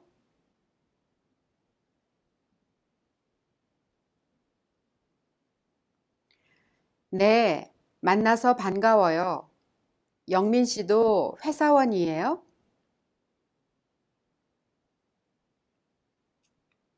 아니요, 작가예요. 아니요, 작가예요. Well done. Now, surely you can introduce someone to another in Korean, can't you? All right, this is it. 고맙습니다. See you.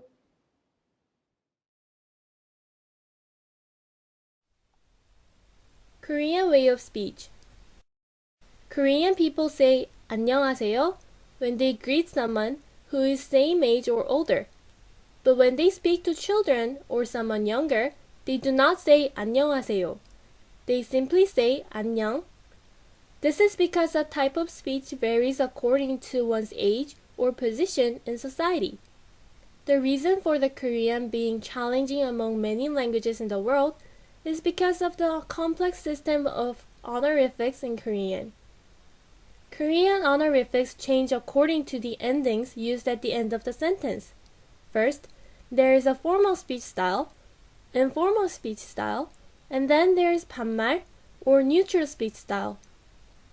There is father, a kid, and father's formal teacher greeting each other.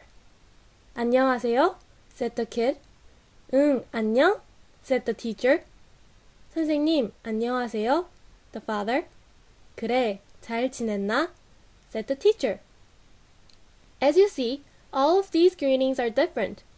First, the kid says 안녕하세요 to his father's formal teacher, and the teacher says 응, 안녕 using 반말 or neutral speech style.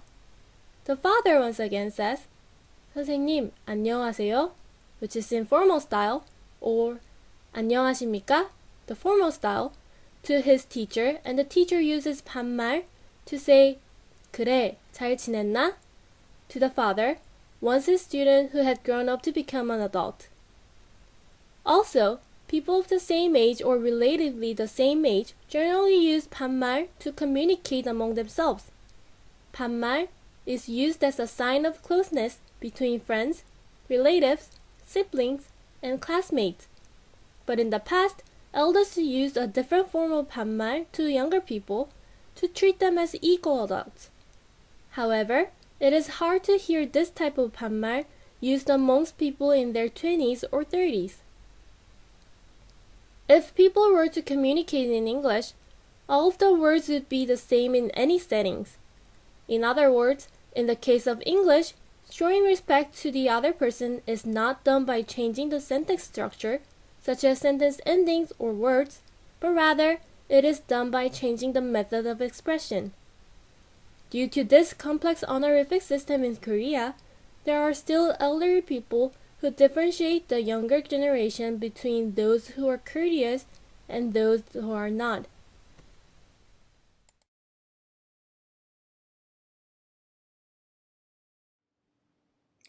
안녕하세요. Hello everyone. In this module, we will talk about family. When Korean people introduce themselves, they often tend to introduce their families as well. How many members are in your family? We will study how to introduce our families and learn new vocabulary related to family. Not only that, you will learn how to count in Korean. Do you have any siblings? How many do you have? At this time, you will introduce your siblings. Also, in this unit, you will learn how to count in Korean. First, let's listen to the conversation between the two characters. Listen carefully. 동생이 있어요? 네, 둘 있어요. Shall we take a look at their conversation? 동생이 있어요 means, do you have a younger sibling? 네, 둘 있어요 is a response saying, yes, I have two younger siblings. Listen to it again and repeat the phrases.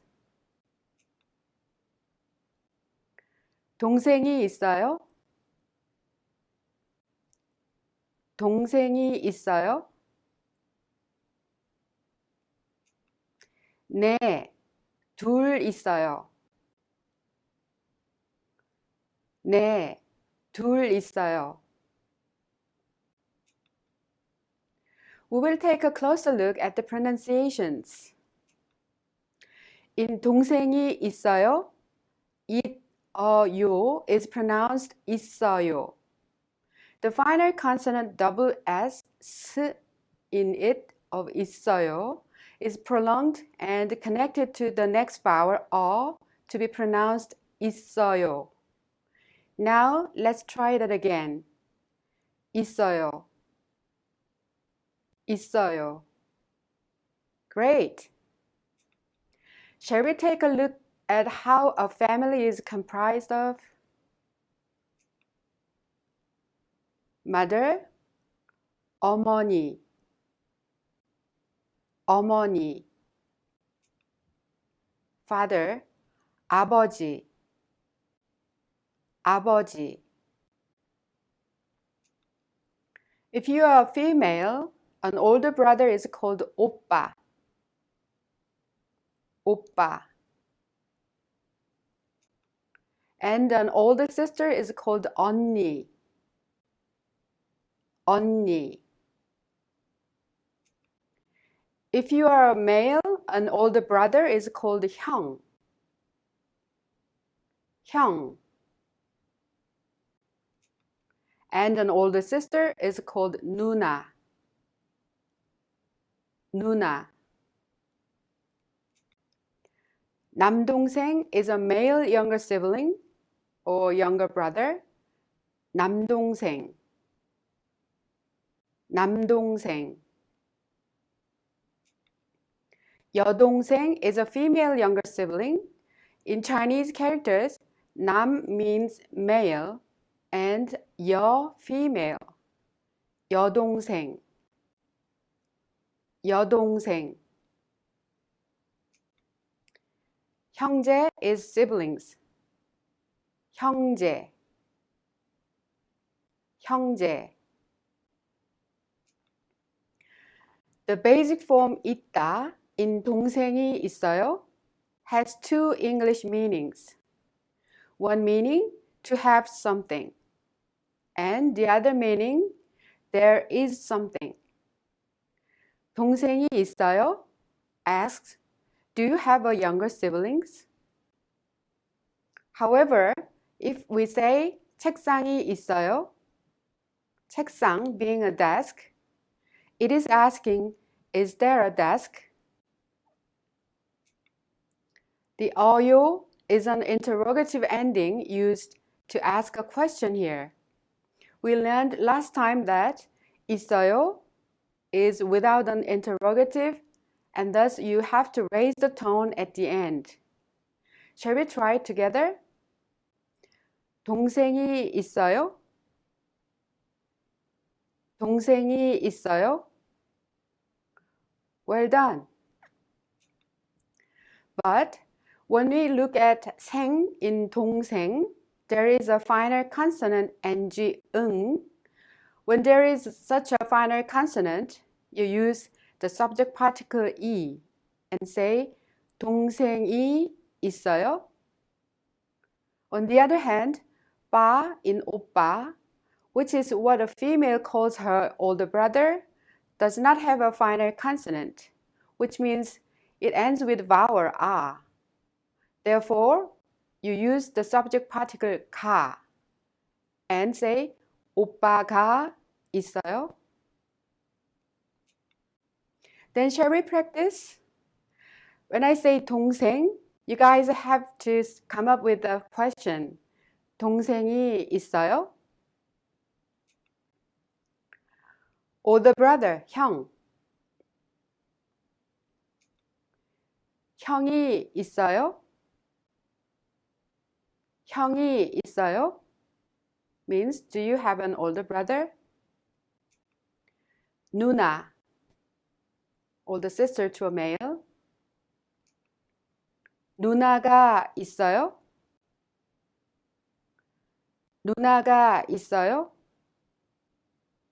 Do you have an older sister? 언니, older sister to a female. 언니가 있어요? 언니가 있어요? Means, do you have an older sister? 여동생, female younger sibling or younger sister. 여동생이 있어요? 여동생이 있어요? Which means, do you have a younger sister? Great. How do we then respond to the question? 동생이 있어요? If you have a younger sibling, you can respond, 네, 있어요. If you have one younger sibling, what would be your response? Right. You say, 네, 하나 있어요. If you have two, then you say, 네, 둘 있어요. If you do not have any, you can respond, 아니요, 없어요. 아니요, 없어요. How would you say 1, 2, 3, and 4 if you want to count them in Korean? 1 is 하나, 둘, 셋, 넷, 다섯, 여섯, 일곱, 여덟, 아홉, 열. One more time. 하나, 둘, 셋, 넷, 다섯, 여섯, 일곱, 여덟, 아홉, 열. This picture shows the way you count numbers in English. You know, the funny thing is that we Korean people use fingers in a different way when we count numbers. Let me show you. We count like this. 하나, 둘, 셋, 넷, 다섯, 여섯, 일곱, 여덟, 아홉, 열. It's different. Can you do it? Please try it. Okay, now let's practice together. If you have 3 female younger siblings, what would you say? That's correct. You can simply say 여동생이 셋 있어요. 여동생이 셋 있어요. He has 2 older brothers then. 형이 둘 있어요. 형이 둘 있어요. Wow, so many siblings. 6 younger siblings. She has 6 younger siblings. 동생이 6 있어요. 동생이 6 있어요. She has 1 older sister. 언니가 하나 있어요. 언니가 하나 있어요. She has 3 older brothers. 오빠가 셋 있어요. 오빠가 셋 있어요. Alright, let's learn some more words related to family. Family is 가족 in Korean. 가족. 가족. daughter, 딸. 딸. son, 아들. 아들. Now, you are able to introduce your siblings in your family. In particular, you can use Korean numbers when you introduce them. As for me, 저는 동생이 넷 있어요. I'm the eldest. I hope you have time for practice like this. This is all for the unit. 고맙습니다.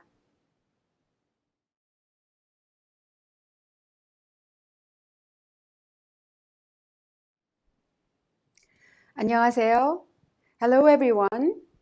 Last time we learned how to ask whether one has a sibling, older or younger, and how to respond to such questions. We will continue from where we left off last time and study how to ask if a person has any other siblings.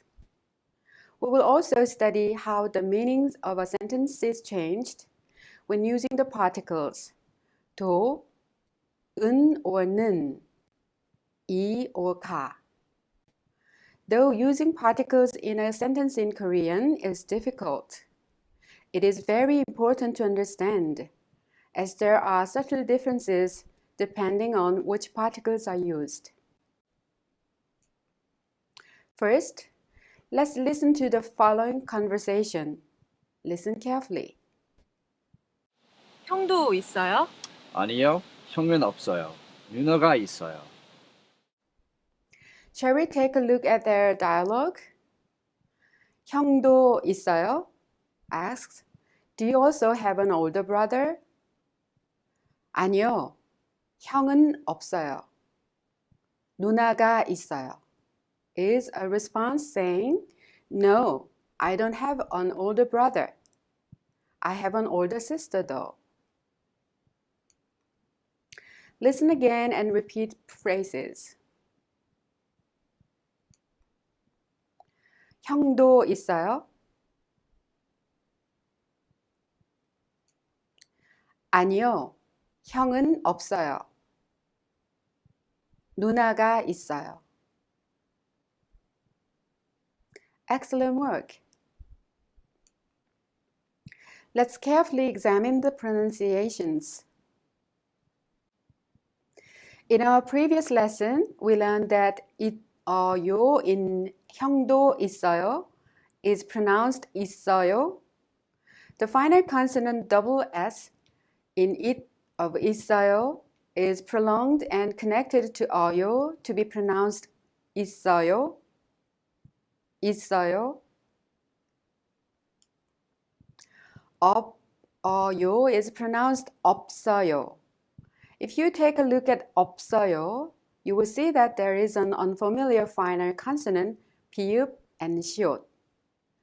Two consonants put together are called double consonants. When you pronounce them, you pronounce the first one as it is, and the second one is prolonged to the next syllable or vowel. So, in simple terms, the first final consonant 비읍 in of 없어요 makes the up sound, and the second final consonant is prolonged to 시옷 to create a 없어요 sound due to its harsh sound. Let's repeat that again. 없어요. 없어요. Well done. Remember how you learned about the different members in your family. Let's go over them again. 형 is an older brother. 형. 형. And 누나 is an older sister. A male younger sibling would call his older siblings like this. 누나. 누나. 언니 is an older sister to a female. 언니. 언니. And 오빠 is an older brother, and a younger female sibling would call her older siblings as such. 오빠. 오빠. 여동생 is a female younger sister. 여동생. 여동생. 아들 is a son. 아들. 딸 is a daughter. 딸. Then what do we call our uncles and aunts? Uncle is a 삼촌. 삼촌. And aunt is 이모. 이모. 도 in 형도 있어요 is a particle which is similar to the English words to and also. What do you say if you want to know whether a person has an older sister? You can say 누나도 있어요. Regardless of whether a final consonant is in place, you can simply use the particle 도 with 형 or 누나. It's not that difficult, is it? Shall we try it then? If I say 형, you guys can respond with a question. 형도 있어요? Older brother, 오빠. 오빠도 있어요? 오빠도 있어요? Do you also have an older brother? Younger brother, 남동생. 남동생도 있어요? 남동생도 있어요? Do you have a younger brother? Older sister, 누나. 누나도 있어요? 누나도 있어요? Do you have an older sister? Daughter, 딸.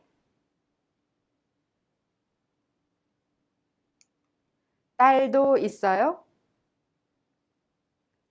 딸도 있어요? Do you have a daughter too? Well done. What would be our response to the question, 형도 있어요? If you have, then your response will be 네, 있어요. 네, 있어요. If you have two older brothers, your answer would be 네, 둘 있어요. 네, 둘 있어요. If you don't have any, your answer would be 아니요, 없어요. 아니요, 없어요. Then what if you don't have brother, but instead you have a sister? You can answer 아니요, 형은 없어요. 누나가 있어요. 은 in 형은 없어요 is a particle representing a contrast. The question asked whether you have an older brother, and you responded no, thereby forming a contrast. In 형 of 형은, there is a final consonant ng, 응, so we use 은 to represent a contrast. Then how would you answer when someone asks 누나가 있어요? Since there isn't a final consonant in 나 of 누나, we use 는 to represent a contrast. Thus, you can say 아니요, 누나는 없어요. To summarize, if there is a final consonant in the last syllable, then you use 은, and if there isn't, then you take 는 instead. 형은, 누나는. Shall we practice what we've learned? First, choose the correct answers in the following questions. 누나도 있어요? 누나도 있어요? Which means, do you also have an older sister? 아니요, 누나는 없어요. 아니요, 누나는 없어요. Which means probably or not, he or she has no older sister, but other siblings. 남동생도 있어요?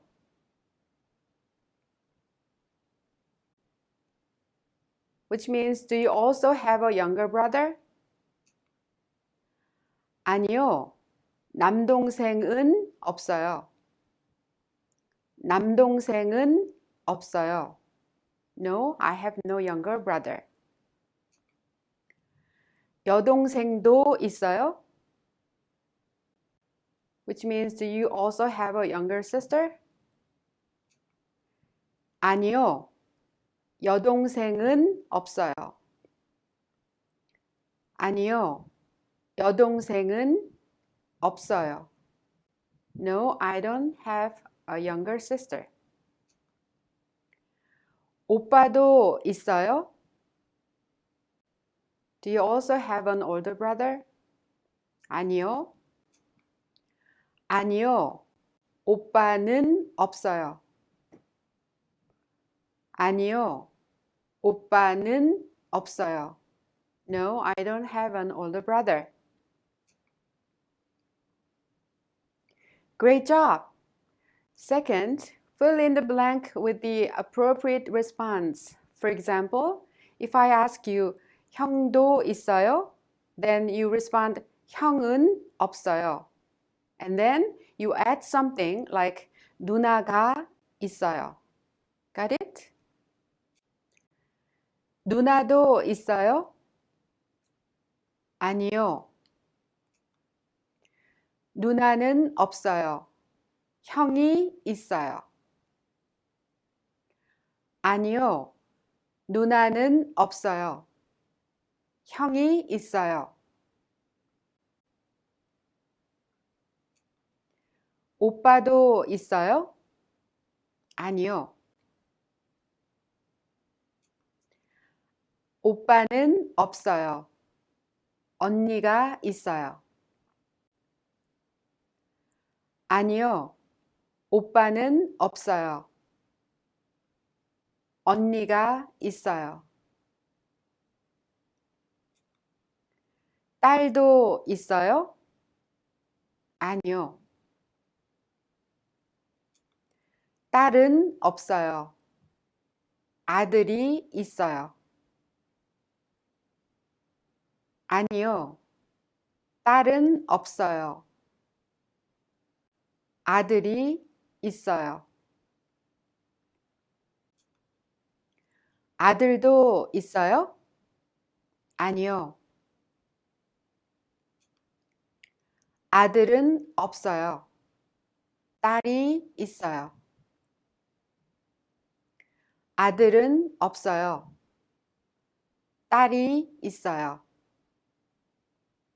Great job!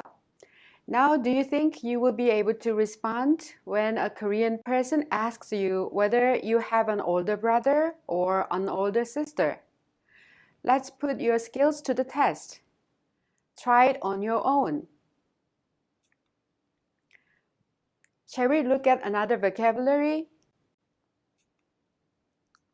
할머니, 할머니, which means grandmother. 할아버지, 할아버지 is grandfather. 할아버지. 저는 여동생이 있어요. 남동생도 있어요. Which means I have younger sisters, younger brother too. This concludes our lesson for today. We have learned lots of words related to family. Please practice whenever you have time to do so. 고맙습니다.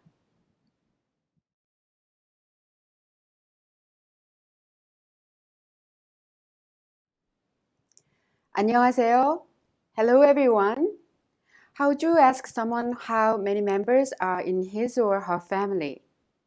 And how would you respond when asked that question?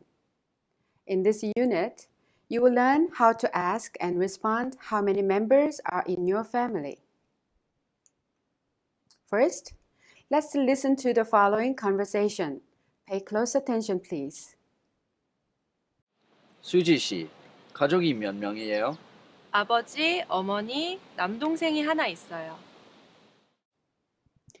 Shall we take a look at their conversation?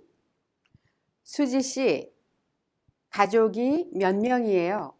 Translates to Suji, how many members are in your family? 아버지, 어머니, 남동생이 하나 있어요. Translates to my family is comprised of my father, mother, and a younger brother. Or literally, I have my father, mother, and a younger brother. Listen again and try to repeat it.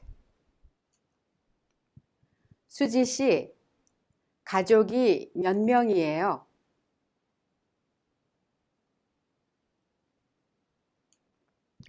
아버지, 어머니, 남동생이 하나 있어요.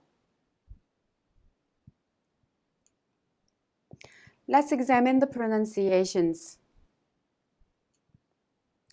몇 명인 몇 명이에요 is pronounced 몇 명.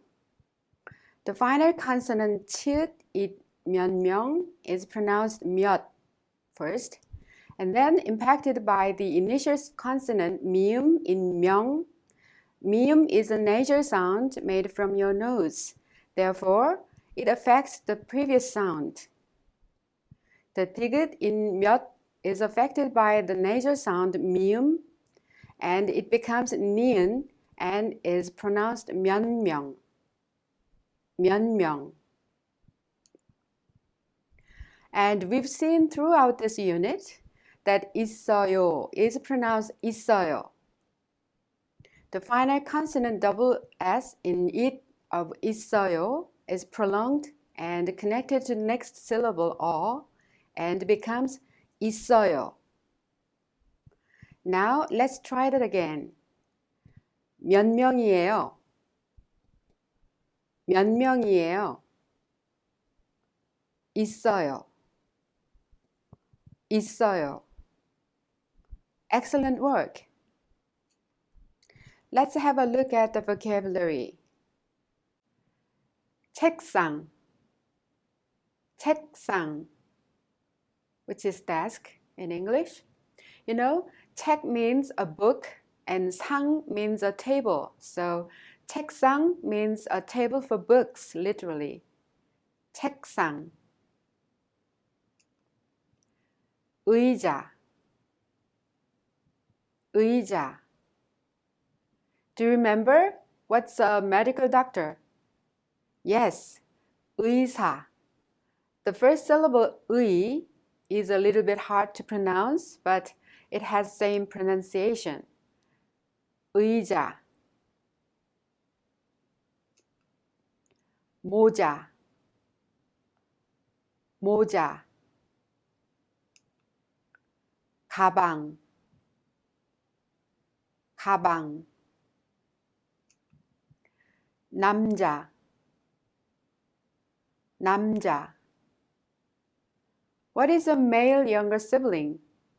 Right, 남동생, which is 남자 동생. We say it too. And the first syllable 남 means male in Chinese character. 남자. 여자, 여자. 여자 동생 means yes, a female younger sibling or a younger sister. Chinese character 여 means female. 여자. 학생, 학생. All right, what do you think a male student is in Korean? Yes, 남학생 or 남자 학생. Correct, too. What about a female student? Correct, 여학생. 여자 학생. 학생. 시계, 시계. We call a clock 시계 and wristwatch too. 시계. 바나나, banana. Sounds so similar, is it? 복숭아, 복숭아, which is peach in English. 귤, 귤, which is tangerine in English. 가족이 몇 명이에요? Is a question asking how many members are in your family. Because family is comprised of people, we use 명, a counting unit for people. 몇 is translated to how many. Therefore, we want to ask how many people. You say 몇 명이에요? 몇 명이에요? Then how would you ask the quantity of a certain object? You use 개, which is a unit to count the number of objects. For example, if you want to ask how many desks there are, you can say 책상이 몇 개예요? Or 책상이 몇 개 있어요? There isn't a final consonant in 개, so you use the ending 예요, which means to be in English, and ask 책상이 몇 개예요? Then shall we practice? Choose an appropriate counting unit on the right side for the words on the left. 책상, which means desk. It is used with 개, counting unit for object. 의자 is used with 개. 남자, male person, is used with 명, counting unit for people. 여자, with 명. Great. Second, come up with your own questions. 가족. 가족이 몇 명이에요? 가족이 몇 명이에요? Please pay attention to the pronunciation 몇 명. 가족이 몇 명이에요? 남자. 남자가 몇 명이에요? 남자가 몇 명이에요? 가방. 가방이 몇 개예요? 가방이 몇 개예요? 모자. 모자가 몇 개예요? 모자가 몇 개예요? And remember, 몇 명이에요? And 몇 개예요? We've learned we have to choose 이에요 or 예요, depending on whether there is a final consonant in the last syllable or not. Great. Now, how would we respond to the question?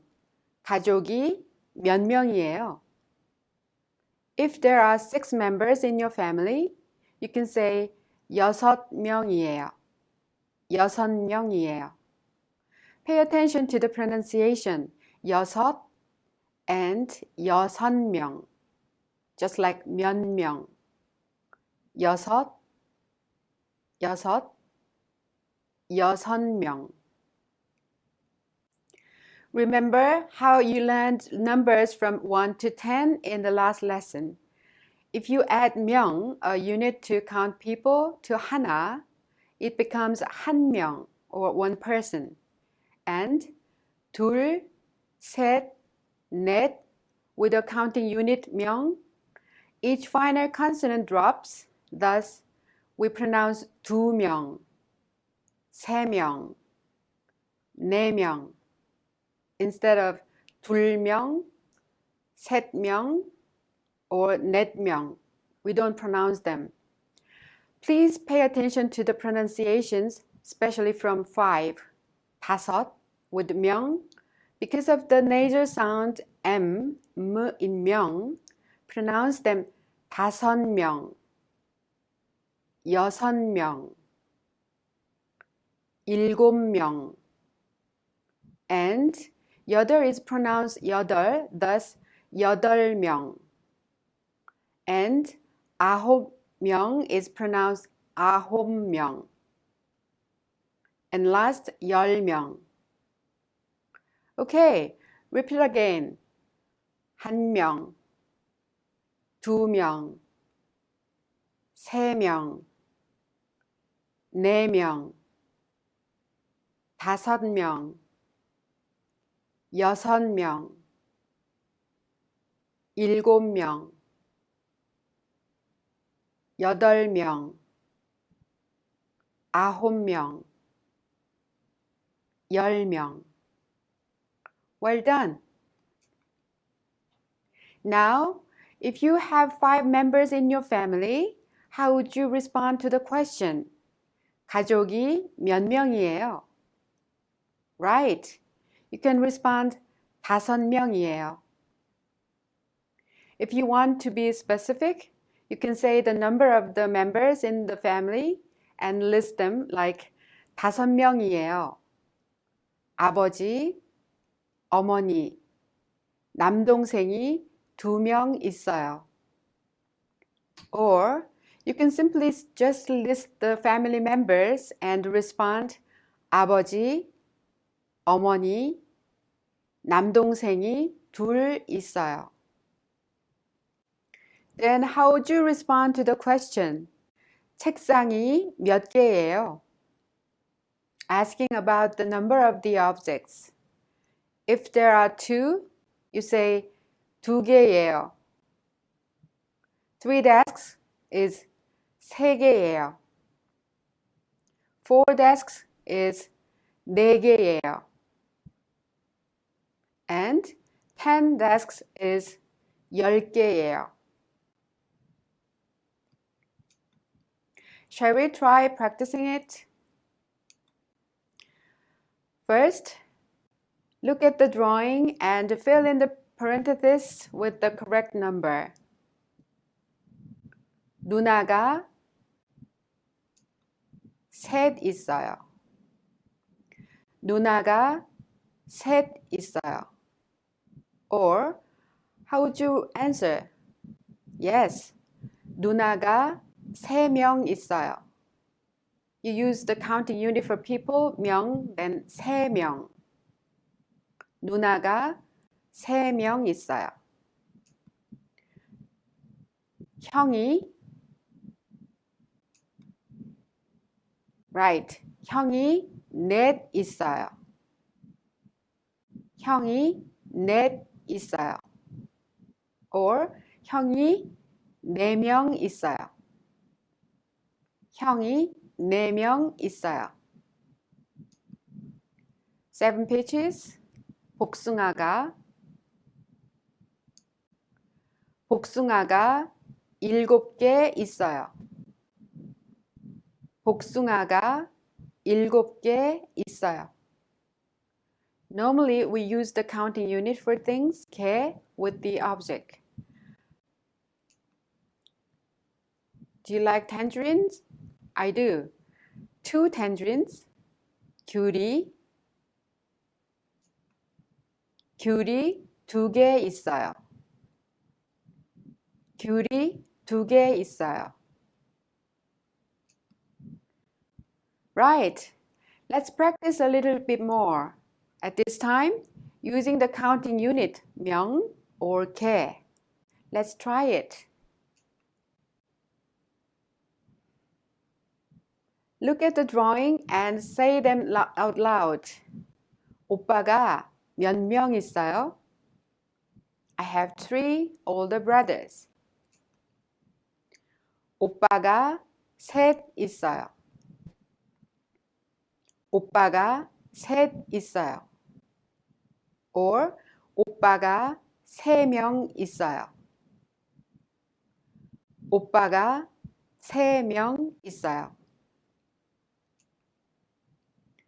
여동생이 몇 명 있어요? I have 2 younger sisters. 여동생이 2 있어요. 여동생이 2 있어요. or 여동생이 2명 있어요. 여동생이 2명 있어요. 시계가 몇 개 있어요? 시계가 4개 있어요. 시계가 4개 있어요. 바나나가 몇 개 있어요?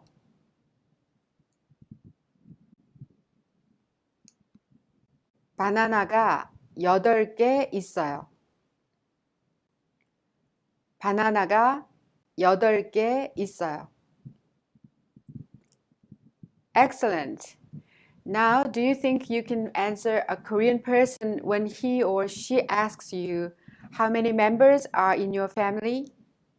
At this point, take time to practice on your own. All right, let's go over more vocabulary. 사과, 사과. 빵, 빵.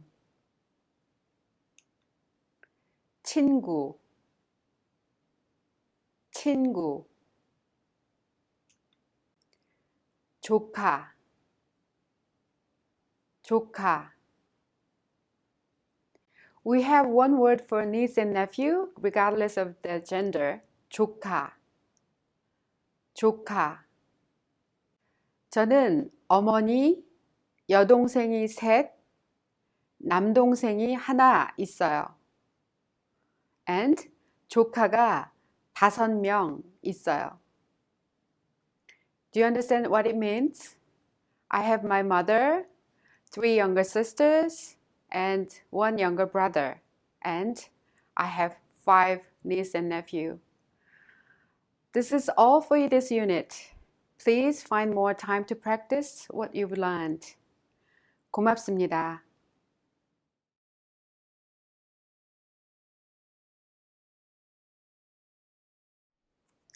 안녕하세요. Hello everyone.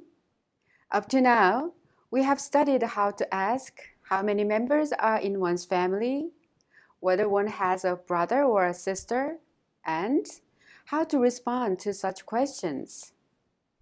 In this unit, we will review how to ask and respond to questions regarding our families by utilizing all the sentence patterns and vocabulary we've studied together. First, let's take a look at the conversation. Listen carefully. 민호 씨, 가족이 몇 명이에요? 3이요. 아버지, 저 여동생이 있어요. 줄리 씨도 동생이 있어요? 아니요, 동생은 없어요. 언니가 2 있어요. 그래요? 가족이 모두 몇 명이에요? 어머니, 언니 2명, 모두 4이요. Do you understand the conversation? Yes, you do. Let's examine the conversation between the two. 민호 씨, 가족이 몇 명이에요? Asks, 민호, how many members are in your family? 3이요. 아버지, 저, 여동생이 있어요. In English is there are 3. My father, my younger sister, and me. 줄리 씨도 동생이 있어요? Asks, Julie, do you also have a younger sibling? 아니요. 동생은 없어요. 언니가 2 있어요. Is a response which means, no, I don't have any younger siblings. I have 2 older sisters.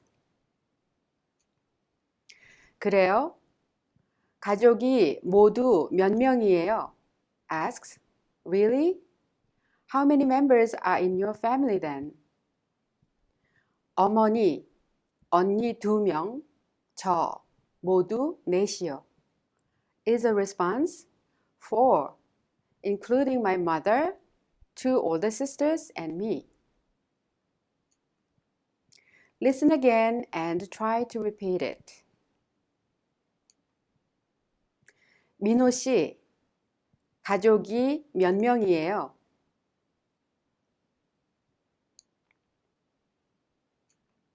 셋이요. 아버지, 저 여동생이 있어요.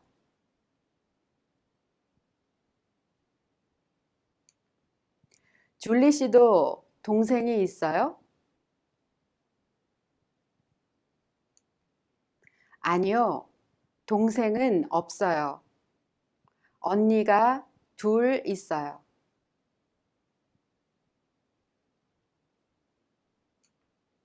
그래요? 가족이 모두 몇 명이에요?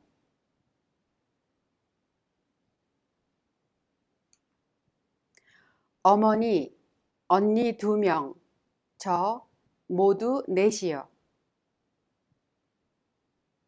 Excellent work. We will carefully examine the pronunciation. The final consonant 시옷 in set of 셋이요 is prolonged and connected to 이요 and is pronounced 셋이요. Now try to repeat it. 셋이요. 셋이요. Good work. Let's go over some more words and other expressions. 그래요? In English translates to really or is that so? It is an expression of surprise or an exclamation, but it's also used as a reaction in a conversation. For example, upon hearing, 저는 미국 사람이에요, which means I'm from the United States. You can react by saying, 그래요? 저도 미국 사람이에요. Really? I'm also from the United States. 모두 is all or altogether in English. 모두. Shall we look at some more vocabulary? Wife is 아내. This 아내 is used only for meaning my wife. And we have another word for someone's wife called 부인 or 사모님. Honorific words which we will learn later on. 아내. An only daughter is 외동딸. 외동딸. Only son is 외아들. 외아들.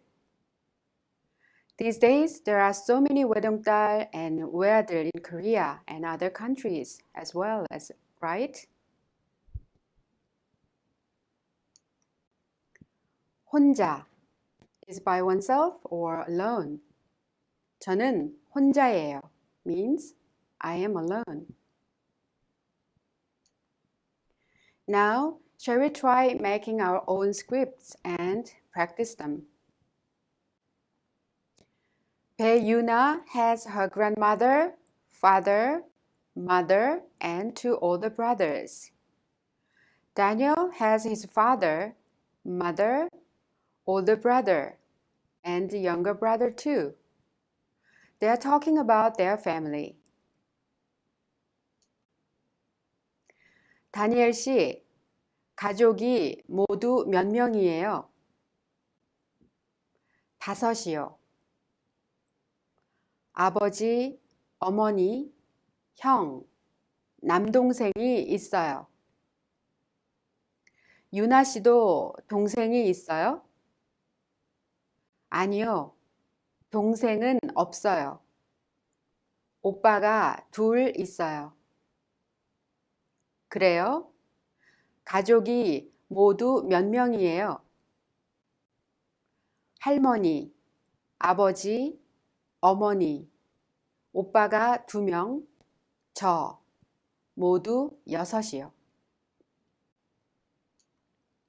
Please repeat. I will read it first. 다니엘 씨, 가족이 모두 몇 명이에요?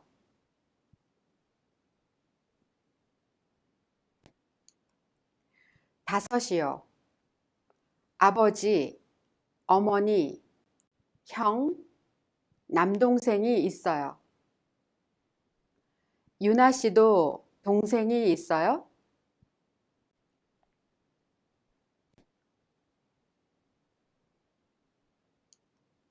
아니요. 동생은 없어요. 오빠가 2 있어요. 그래요? 가족이 모두 몇 명이에요? 할머니, 아버지, 어머니, 오빠가 2명, 저, 모두 6이요. Yuna has a big family, including her grandparents, doesn't she? This time, Han Youngmin and Lee So-young are talking together. Han Youngmin has his mother, his wife, 2 daughters, and his younger sister. And Lee So-young has her grandmother and her mother. Please make a script on your own.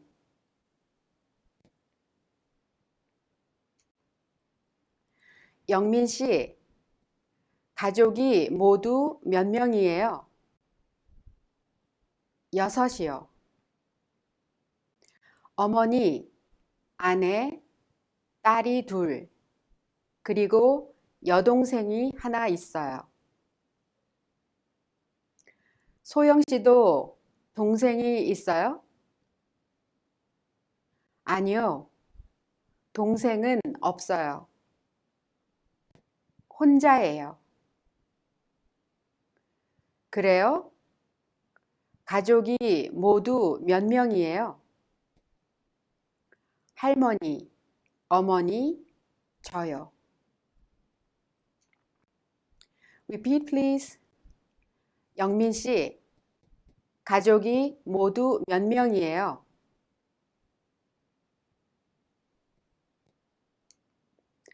6이요. 어머니, 아내, 딸이 2, 그리고 여동생이 1 있어요.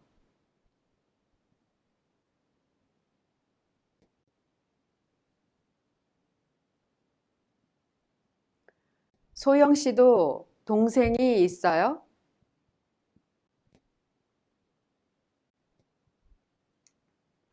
아니요.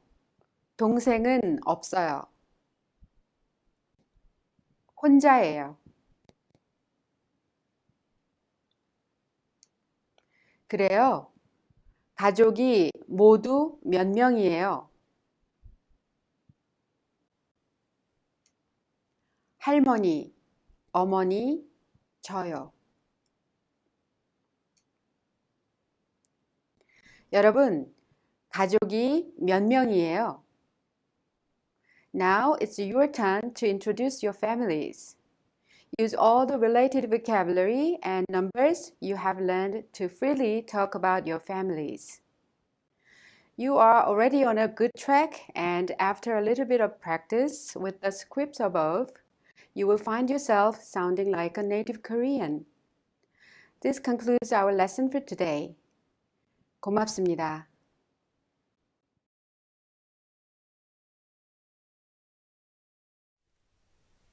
Korean family. What do you first say when you introduce yourself to another person? First, you say your name and then talk about yourself, such as your hobbies, right?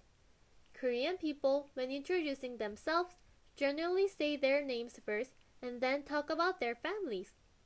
In that sense, Koreans tend to think of themselves as a member of the families when thinking about their identities. It may seem odd to those who are learning Korean for the first time when Koreans use 우리, which means our in English, instead of 내, which means my in English, when introducing their families.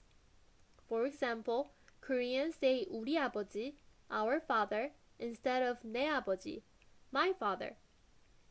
Until recently, one would introduce one's spouse as 우리 집사람 or 우리 남편, exhibiting Koreans' collectivist way of thinking in comparison to the self-centered way. Nowadays, many young adults who have been influenced by the Western thought of individualism use 저희, my, when saying 제 어머니, my mother, and 제 동생, my brother, while until 20 to 30 years ago, 우리 어머니, our mother, and 우리 동생, our brother, was more natural. Of course, Korean people say 우리나라, our country, not 내 나라, my country.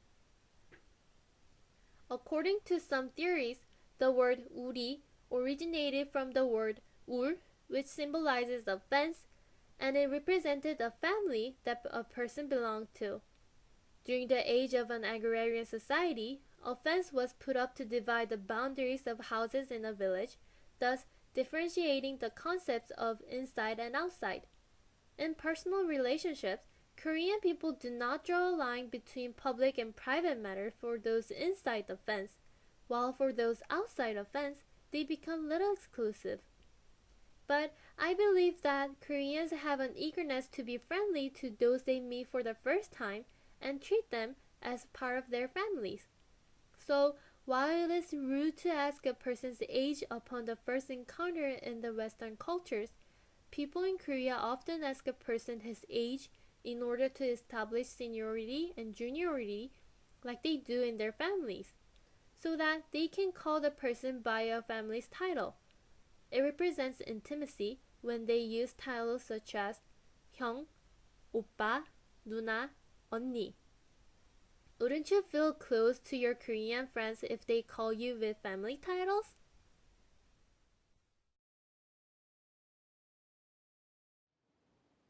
안녕하세요. Hello everyone. When is your birthday? What time is it at this very moment you are studying Korean? In this module, you will learn the time and dates so that you will be able to answer when asked what day it is and what time it is. Also, you will learn a new set of vocabulary about time. Through this lesson, you will be able to tell the time and the date in Korean. When is your birthday? In this unit, you will learn a vocabulary to ask when someone's birthday is or when a specific event takes place. So, you will be able to tell the time and the date, and also learn how to read Korean numbers. But first, let's listen to the conversation between these two. Listen carefully. 생일이 언제예요? 7월 16일이에요. Shall we take a look at the conversation? 생일이 언제예요? Asks, when is your birthday? 7월 16일이에요. Is the response, it's July 16th. Listen to it again and repeat.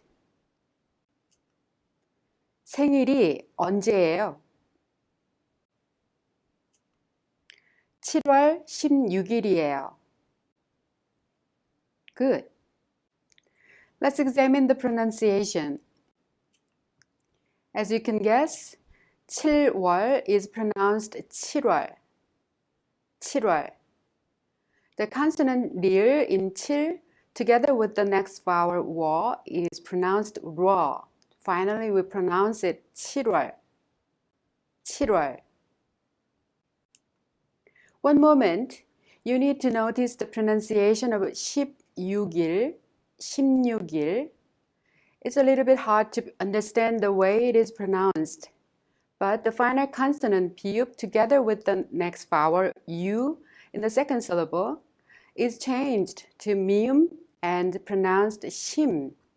And then you put ni은 in the next syllable, so finally pronounced 16. Repeat, 16. Okay, try say the next one. 16일이에요. 16일이에요. Excellent. At this time, we will take a look at vocabulary that represents special events. 생일, 생일. 크리스마스. Christmas is Christmas, so we Koreans write it 크리스마스. 시험, 시험. Students don't like 시험, do they? 방학, 방학. However, you like 방학, don't you? I do. 콘서트, 콘서트. 휴가, 휴가. 언제 of 생일이 언제예요 means when. Because there isn't a final consonant in 언제, you take 예요, sentence ending. So if you want to ask what the specific date is, you can say 언제예요, 언제예요. Now, if you want to ask when Christmas is, what would you say it in Korean? Right. 크리스마스가 언제예요? Do you all know why there is 가 after Christmas? You say 크리스마스가 because there isn't a final consonant in 스 of 크리스마스, but we used 이 in 생일이 as a subject particle because there is a final consonant in 일 of 생일, 생일이. How about doing some practice? Look at the following pictures and ask a question using 언제예요. 시험. 시험이 언제예요? 방학. 방학이 언제예요? 콘서트. 콘서트가 언제예요? 휴가. 휴가가 언제예요? Excellent. Then how would you respond to the question? 생일이 언제예요? Are you aware that months have their distinctive names in English? January, February, March, and so on. Unlike in English, if you want to ask the month in Korean, you add 월, which means month, to the Arabic number. But how would you read the number of the months in Korean? You read them using Chinese characters. We studied how to read numbers in Korean in the last module. 하나, 둘, 셋, 넷, to 열. But in Korean, there is also a different way of reading numbers using Chinese characters. One is 일, two is 이, three is 삼, four is 사, five is 오, six is 육, seven is 칠, 8 is 8, 9 is 9, 10 is 10. Let's repeat again, 1 to 10. 1, 2, 3, 4, 5, 6, 7, 8, 9, 10. Then what about 11? You add 1 to 10 and say 11. And you add 2 to 10 to get 12. Then how about 20? This is the similar case in that you add 10 to 2 to say 20 for 20, 30 for 30. and 40 for 40. What about 100? The word for 100 is 100. 200, 200. 300, 300, like that. And 1000 is 1000. What would you say this year, 2015 in Korean? Let's read it together. 2015년. 2015년. Correct. Now that you are familiar with numbers, how would you say January? You add 월, the word for month, to the number 1, 일. So January becomes 1월. For February, you also add 월 to the number 2 and get 2월. March is 3월. April is 4월. May is 5월. How would you say June? If you add 월 to 6, the number 6, it becomes 6월, but we don't pronounce it 6월, just you pronounce it 6월. 6월. This is also the case for October. It's not 10월, but it's 10월. It is much easier to pronounce 6월 and 10월. With these exceptions of June and October, the rules apply to all the other months. July is 7월, August is 8월, September is 9월, November is 11월, and December is 12월. Shall we try to say them in order? 1월, 2월, 3월, 4월, 5월, 6월, 7월, 8월, 9월, 10월, 11월, 12월. Good work. Then how about saying the dates? As opposed to English, using ordinal numbers, Korean language uses Arabic numbers, and you simply add the word 일, which represents the date, to the Arabic number.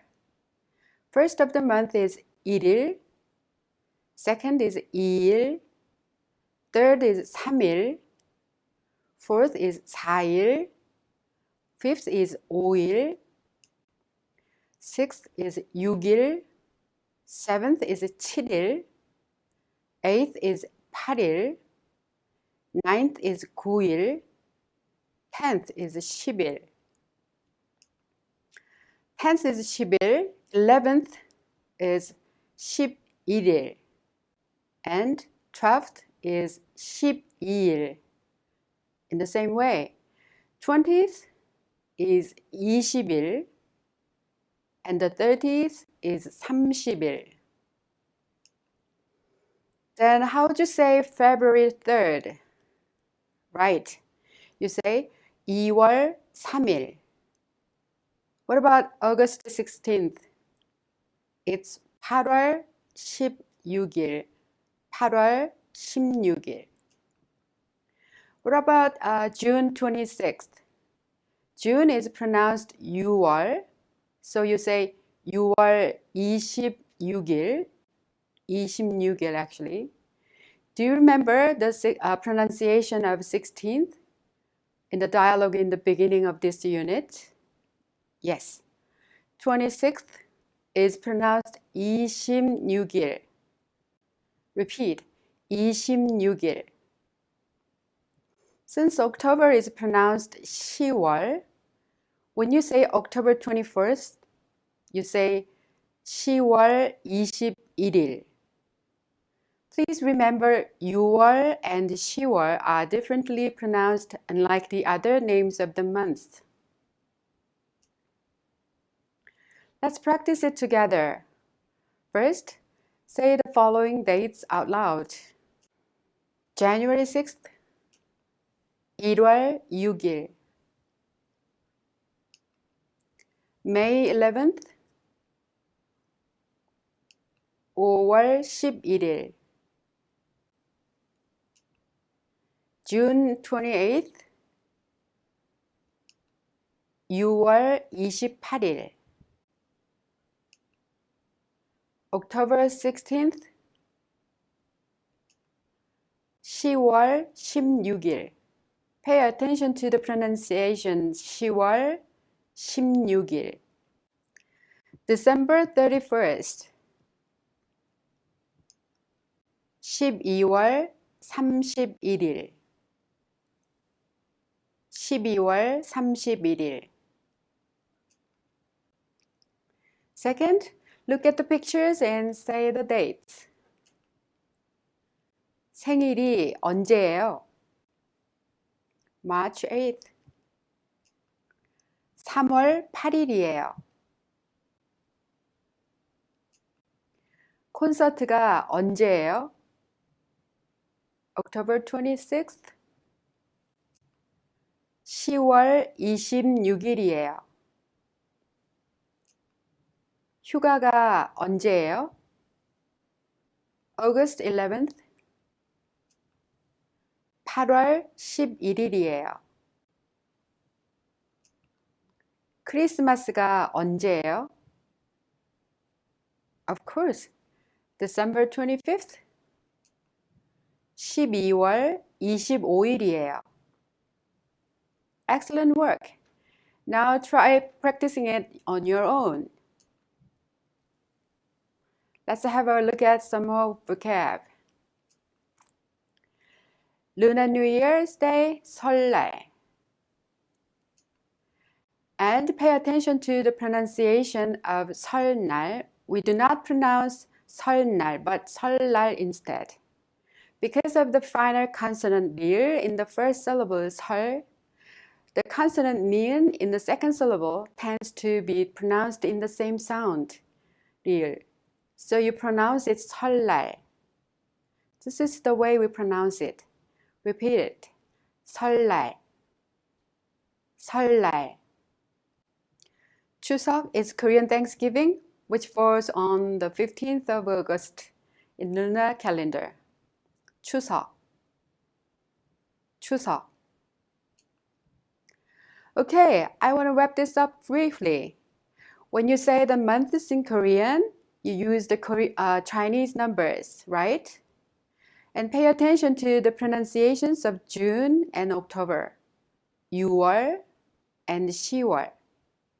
About the dates, please remember the pronunciations of 16th and 26th, 16일 and 26일. Well, now do you think you will be able to respond in Korean when a Korean asks you your birthday? Let's stop here. 고맙습니다.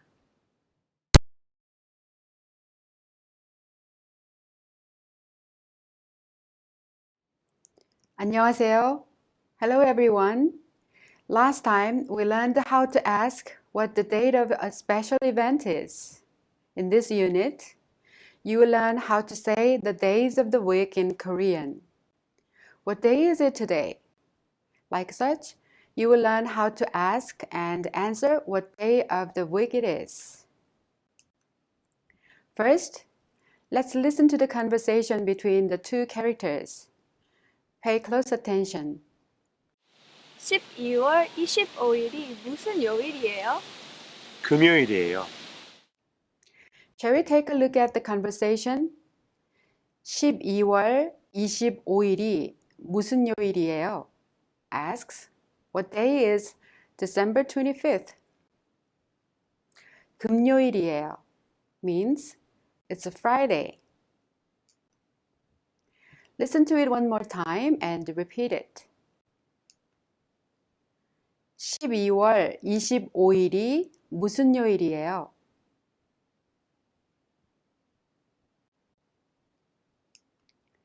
금요일이에요.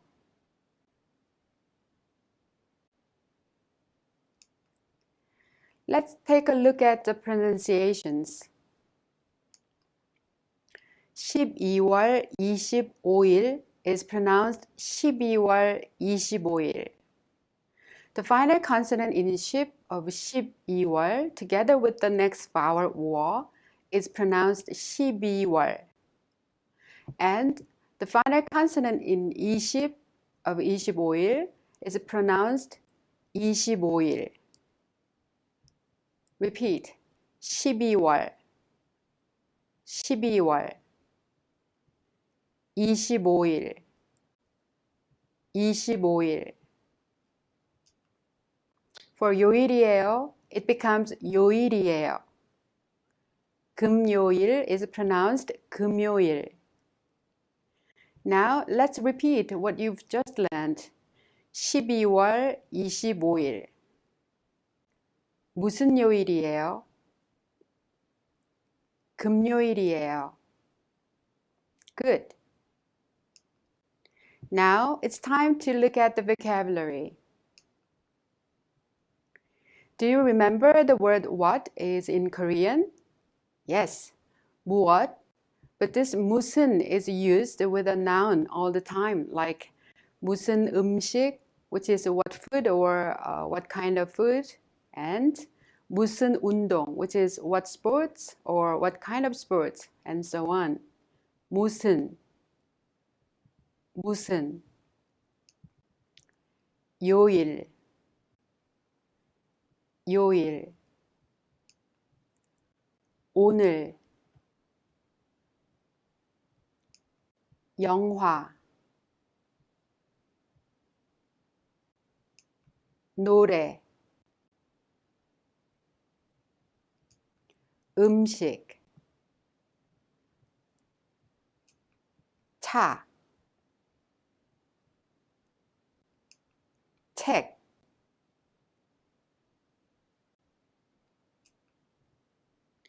무슨 in 12월 25일이 무슨 요일이에요 means what in English, and it specifically has the meaning of what kind of, as I mentioned. Therefore, the rule is that there must always be a noun after 무슨. 무슨 is used like 무슨 요일 and 무슨 영화. You remember how we used about the ending 예요 or 이예요. Since 일 of 요일 has a final consonant, you use 이예요, like 무슨 요일이에요. And since 화 of 무슨 영화 doesn't have a final consonant, you use 예요. So, if you want to ask what day of the week December 25th is, you can ask 12월 25일이 무슨 요일이에요? I sometimes have difficulty remembering what day of the week it is. If you want to ask your friend what day today is, what would you say in Korean? Correct. You can ask 오늘이 무슨 요일이에요? Now, let's practice what you've just learned. Look at the following pictures and try to ask a question. We will use 무슨 in the question. 노래. 무슨 노래예요? 차. 무슨 차예요? 음식. 무슨 음식이에요? 책. 무슨 책이에요? Well done. Then, how would you respond to the question 12월 25일이 무슨 요일이에요? Do you know how to say the days of the week in Korean? Monday is 월요일. Tuesday is 화요일. Wednesday is 수요일. Thursday is 목요일. Friday is 금요일. Saturday is 토요일. And Sunday is 일요일. So, 요일 means day in English, and you just remember 월, 화, 수, 목, 금, 토, 일. Please memorize them, okay? Shall we practice together? Look at the following dates and answer the questions by saying the day of the week. And repeat the question first. Do you remember the pronunciation of number 26? Yes. I'd say 2월 26일이 무슨 요일이에요? Monday. 월요일이에요.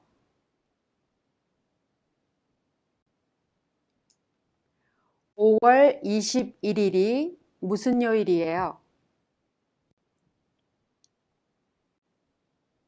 Sunday. 일요일이에요.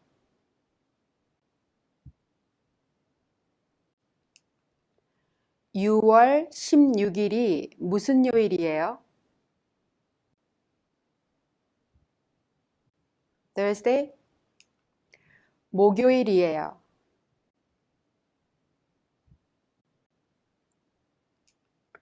10월 29일이 무슨 요일이에요?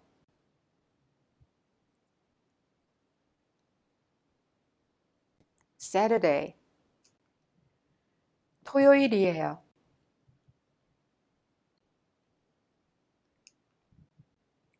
This time, look at the pictures and say the day of the week. 오늘이 무슨 요일이에요?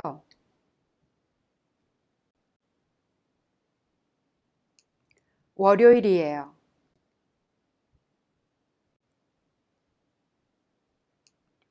내일은 무슨 요일이에요? 화요일이에요. 11월 21일이 무슨 요일이에요?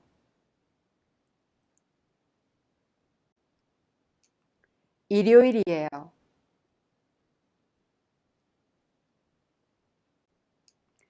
유나 씨 생일이 무슨 요일이에요?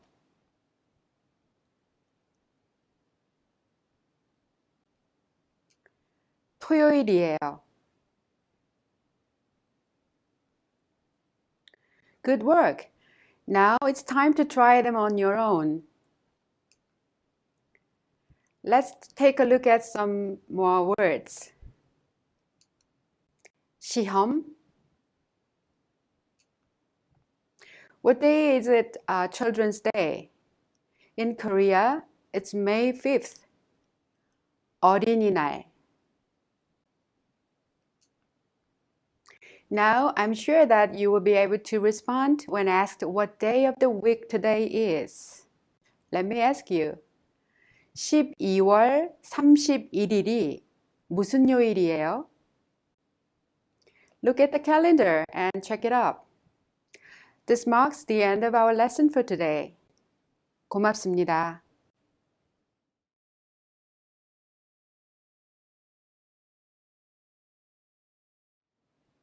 안녕하세요. Hello everyone. In our last unit, you learned how to ask the date and the day of the week. Today, we will learn how to ask for the time. What time is it right now? Like such, you will learn how to ask and answer what time it is. First, shall we listen to a conversation between two people? Listen carefully. 지금 몇 시예요? 11시 20분이에요. Let's look at the conversation. 지금 몇 시예요? Is what time is it now in English?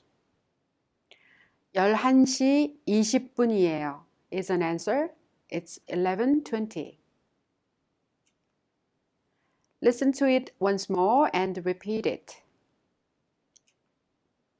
지금 몇 시예요? 11시 20분이에요. Take a look at the pronunciation. 몇 시 is pronounced 몇 시. 20분이에요. 11시 20분이에요. is pronounced 20분이에요. 20분이에요. Now let's repeat. 몇 시. 20분이에요. Good. Let's examine the vocabulary in this unit. 지금. 시 is a Korean unit to tell the hour. 시. 분 is the minute and you usually use it to say the minutes. 분. 오전. 오후. The Korean unit for the time is 시. This is why you ask 몇 시예요 when I ask you for the time. If you recall, in one of the previous sessions, you've studied how to count people. If you want to count people, you say 몇 명, which is how many people. If you want to count objects, you say 몇 개, which is how many things. And if you want to know the time, you use 몇 시 to ask. Shall we practice it together?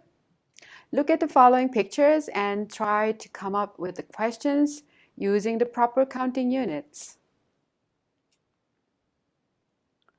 가족.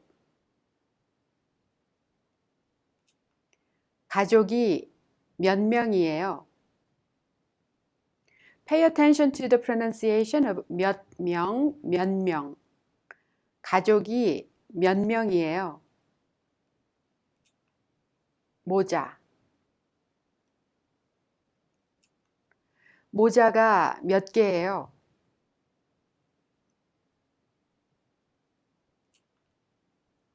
지금. 지금 몇 시예요? 친구. 친구가 몇 명이에요? 책상. 책상이 몇 개예요? Great. Then how do you respond to the question? 지금 몇 시예요? If it's 1 o'clock, you can respond 1시예요. You combine 하나, which means one, and 시, a unit to count the hour. It's the same when you tell the time. 1 o'clock is 1시. 2 o'clock is 2시. 3 o'clock, 3시. 4 o'clock, 4시. 5 o'clock, 5시. 6 o'clock, 6시. 7 o'clock, 7시. 8 o'clock, 8시. 9 o'clock, 9시. 10 o'clock, 10시. 11 o'clock, 11시. And 12 o'clock, 12시. Then how do you say the minutes? You add 분 to the Arabic numbers in order to say the minutes. So 3 minutes would be 3분.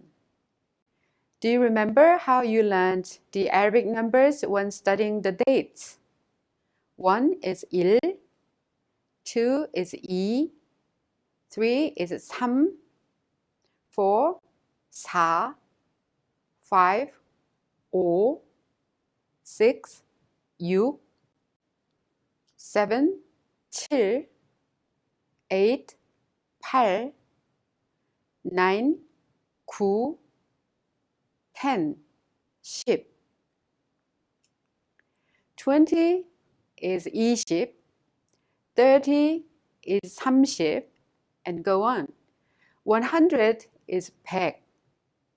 You all remember them, right? On a special note, you can say 30 minutes by using the word 반, which means half. Shall we try saying the hour and the minute together? How would you say 3:25?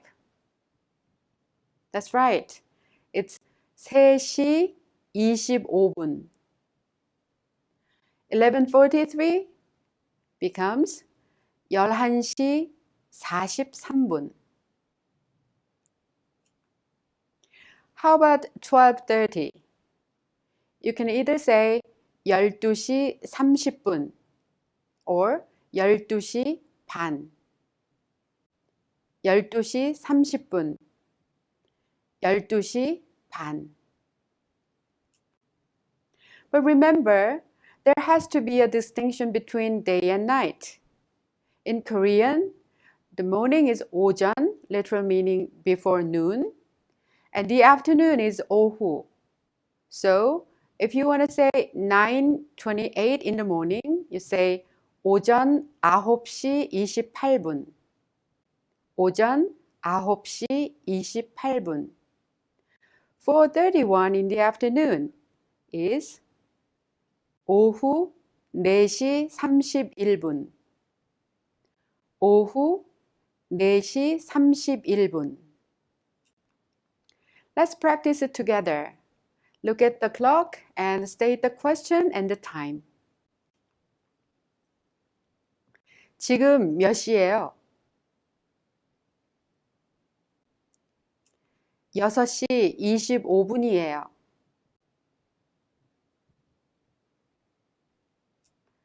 지금 몇 시예요? 9시 40분이에요.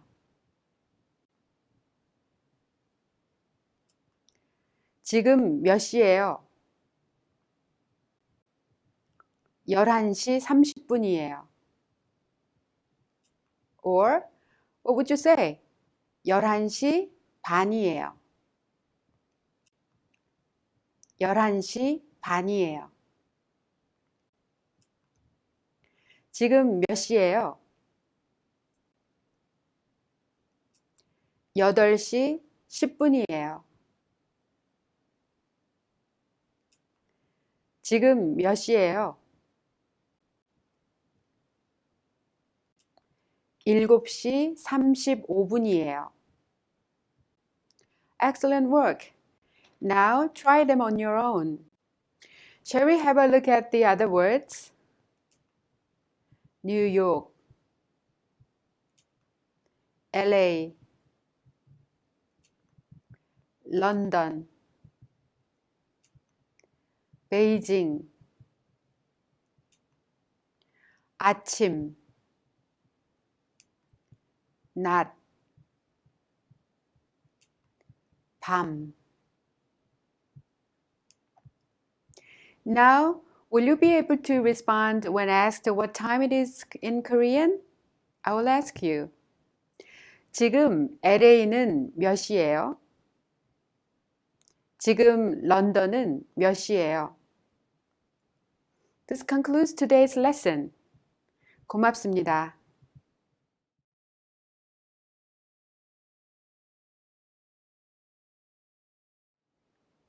안녕하세요. Hello everyone.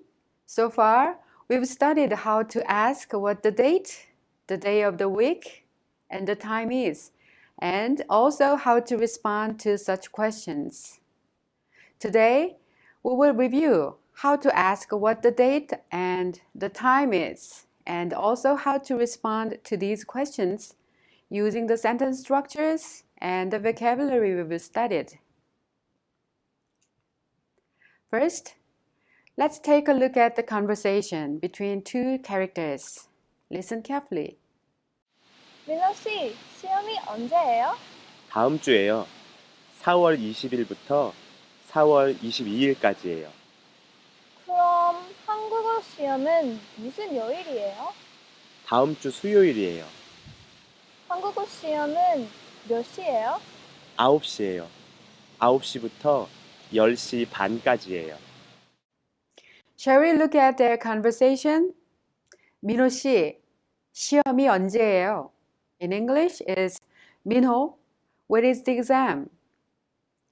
다음 주예요. 4월 20일부터 4월 22일까지예요. Is a response that says it's next week. It's from April 20th to April 22nd. 그럼 한국어 시험은 무슨 요일이에요? Asks. Then what day is the Korean test? 다음 주 수요일이에요. Says it's Wednesday next week. 한국어 시험은 몇 시예요? Asks. What time is the Korean test? 9시예요. 9시부터 10시 반까지예요. Says it's at 9 o'clock. It's from 9 o'clock to 10:30. Listen again and repeat the following sentences. 민호 씨, 시험이 언제예요?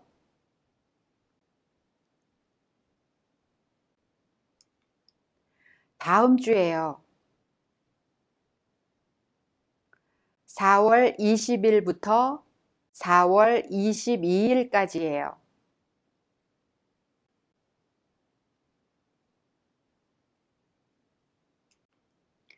그럼 한국어 시험은 무슨 요일이에요?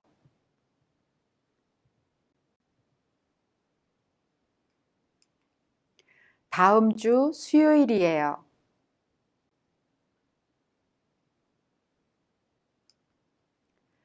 한국어 시험은 몇 시예요? 9시예요. 9시부터 10시 반까지예요. Good work! Let's look at the pronunciation. Would you like to repeat? 시험이, 시험이. It's the same for 시험은, 시험은, 시험은. The 몇 in 몇 시예요 is pronounced 몇 and it affects the next syllable, making 몇 시. 몇 시. Now let's repeat again. 시험이, 시험은 몇 시. Excellent. Shall we take a look at the vocabulary? 그럼 in English is then. 그럼 is short for 그러면, which means then or if so.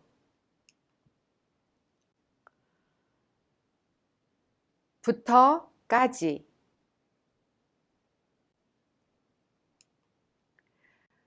이번 주. When you pronounce it quickly, the last syllable 주 sounds like 주 as a tension sound. 이번 주. 이번 주. 영어.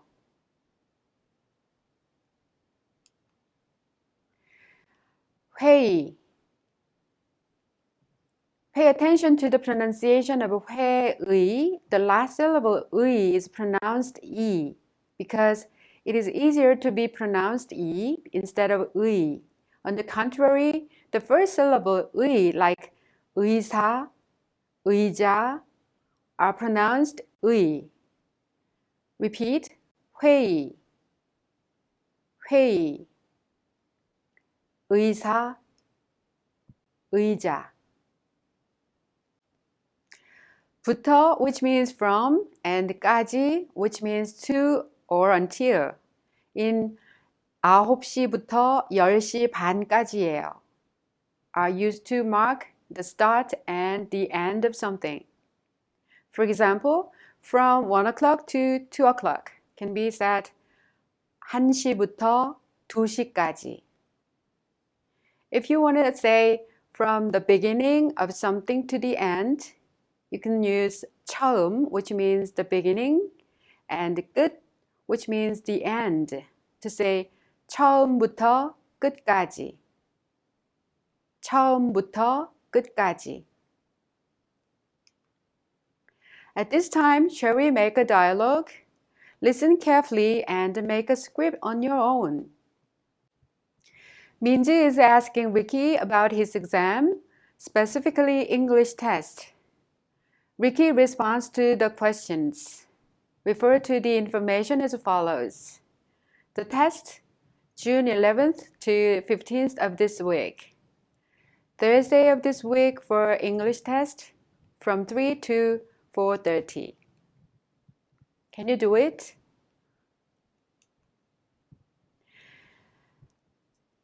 리키 씨, 시험이 언제예요? 이번 주예요. 6월 11일부터 6월 15일까지예요.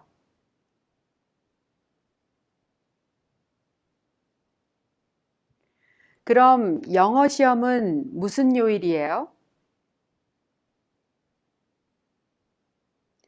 이번 주 목요일이에요. 영어 시험은 몇 시예요? 오후 3시예요. 3시부터 4시 반까지예요.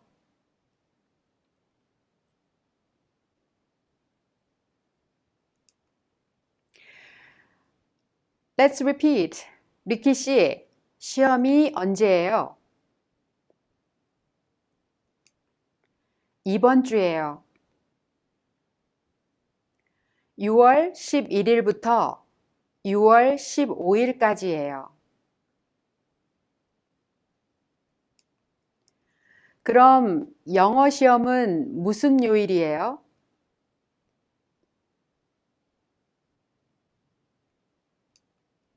이번 주 목요일이에요.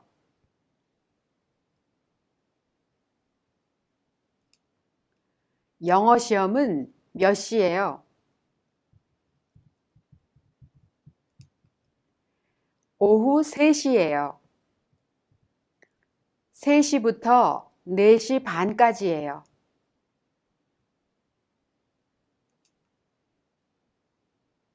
At this time, So-young is asking Daniel about his vacation, in particular his meeting. His vacation is September 25th, October 3rd, in the next week.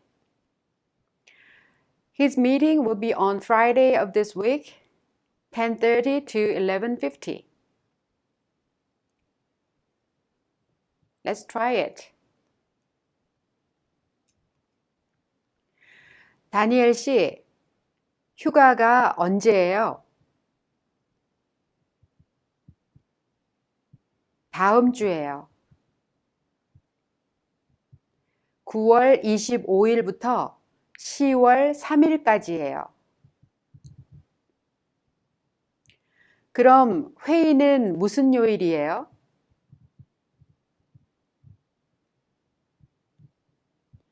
이번 주 금요일이에요. 회의는 몇 시예요? 오전 10시 30분이에요.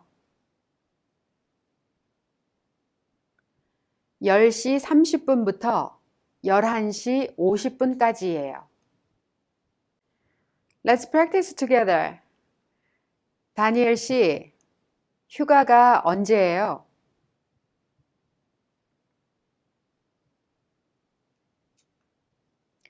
다음 주예요.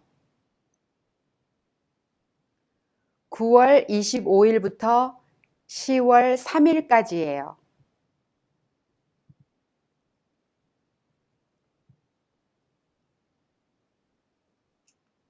그럼 회의는 무슨 요일이에요?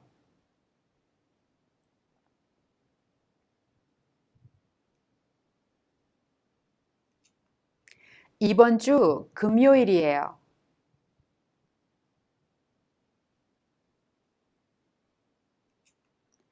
회의는 몇 시예요?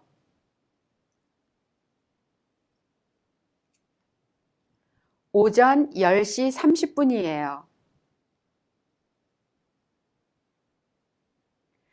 10시 30분부터 11시 50분까지예요.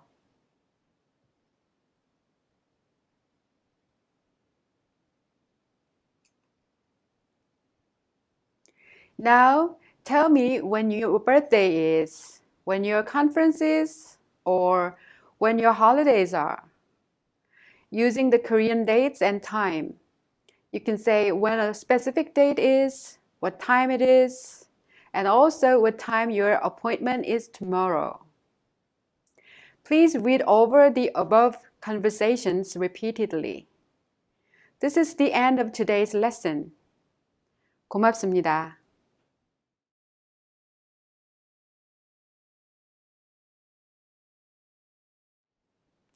안녕하세요.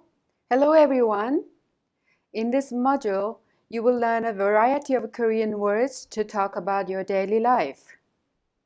How was your day today? What time do you get up every morning? Where do you eat lunch? You will study how to describe your lifestyle. Also, you will learn about words describing time and place. After completing this module, you will be able to talk about your daily life using a variety of expressions. After you finish your class or your work, where do you go? In this unit, you will take a look at a vocabulary regarding locations and the usage of action verbs. You will also learn about informal sentence endings as well. But first, shall we take a look at the conversation? Pay close attention. 어디에 가요? 학교에 가요. Let's examine their conversation. 어디에 가요? In English is where are you going? 학교에 가요 is I'm going to school. Listen one more time and repeat. 어디에 가요? 학교에 가요. Great job. Let's look at the pronunciation. 학교 in 학교에 가요 is pronounced 학교. The final consonant 기역 in 학, the first syllable, meets the soft K sound 기역 in 교 and turns into a strong tension sound, thereby pronounced 학교. 학교. Good job. At this time, we will take a look at various verbs. In a verb in its dictionary form, or also known the infinitive or root form, it consists of verb stem and syllable 다, which is together with the verb stem to be a basic form or a dictionary form. For example, in 가다, which means to go in English, 가 is a verb stem or root which attaches to other sentence ending or a grammatical item that represents respectively a different meaning. So we will examine the basic forms of those action verbs. 가다,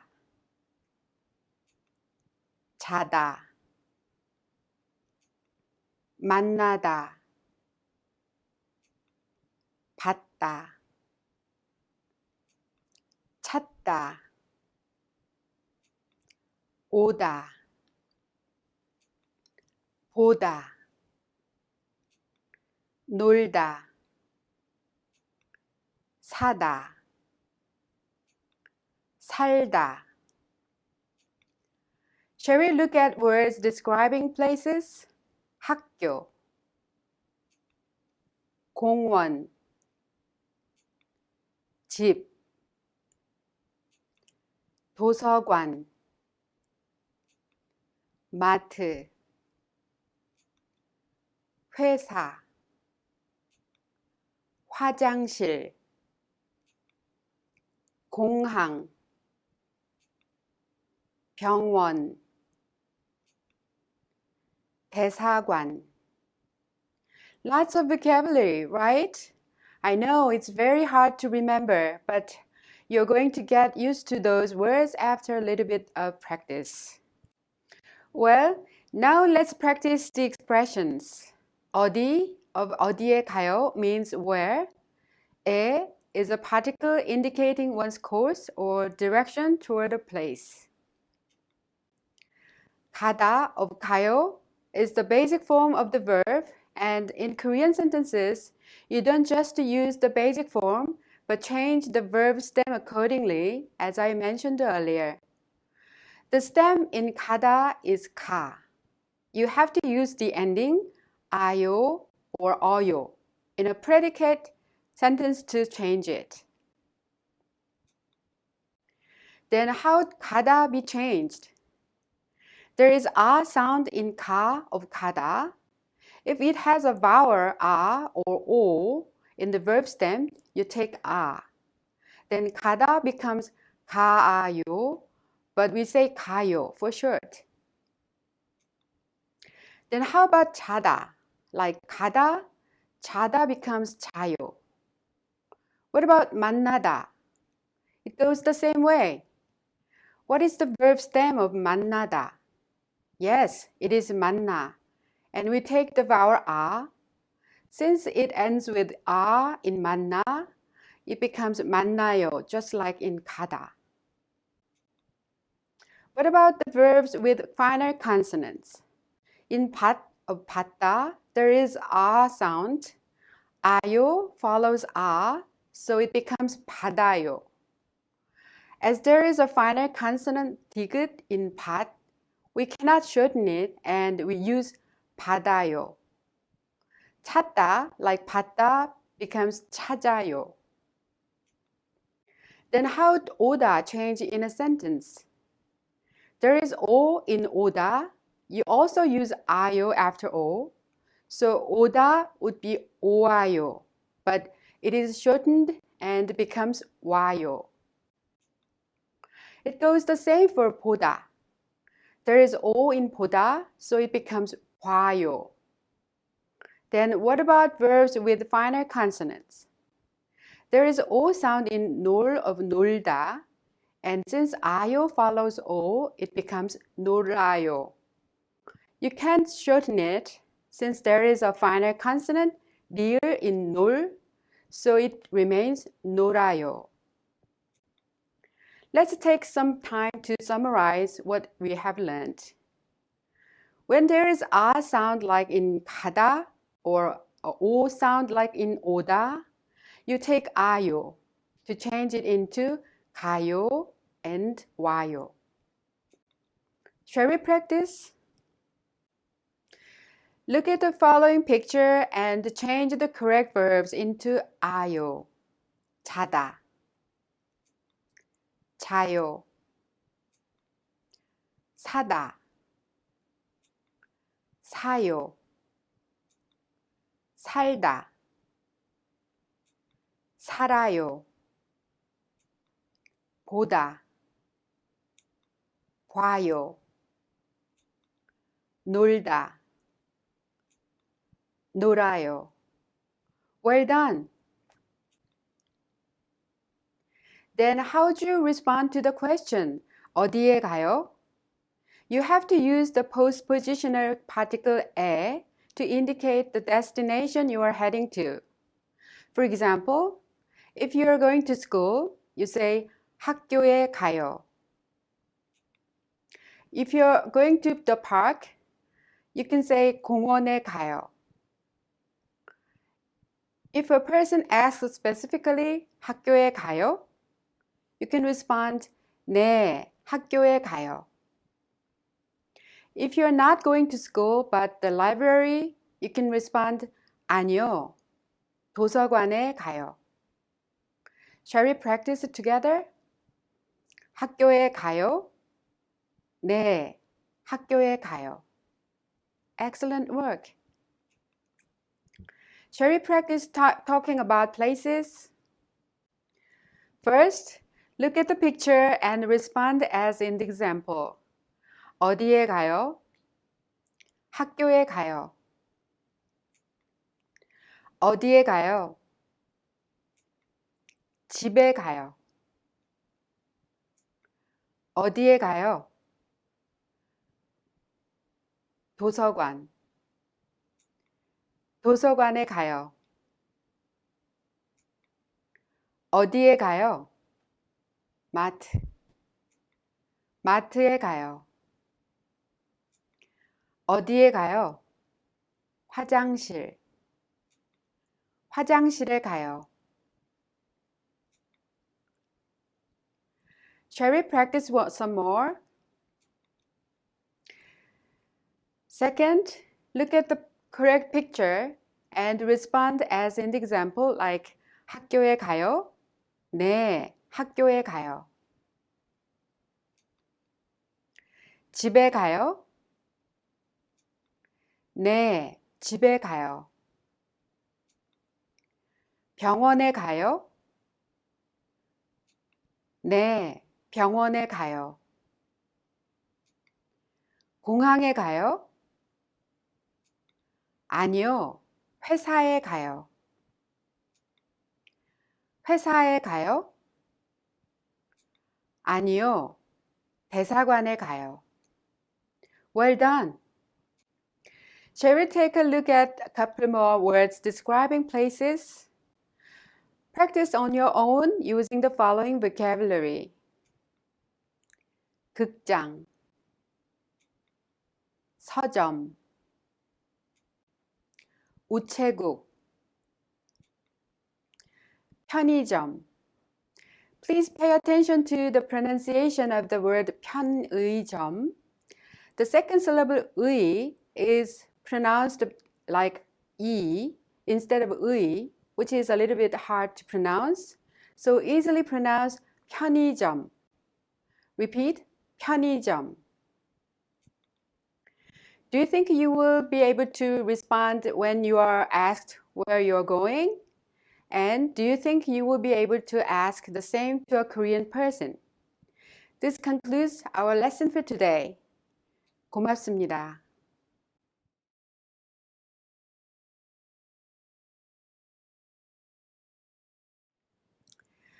안녕하세요. Hello everyone. In our last unit, we studied how to ask and respond where we are going.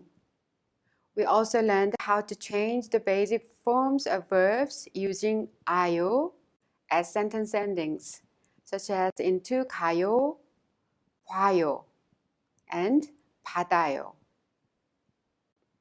We will continue where we left off and study the endings of verbs.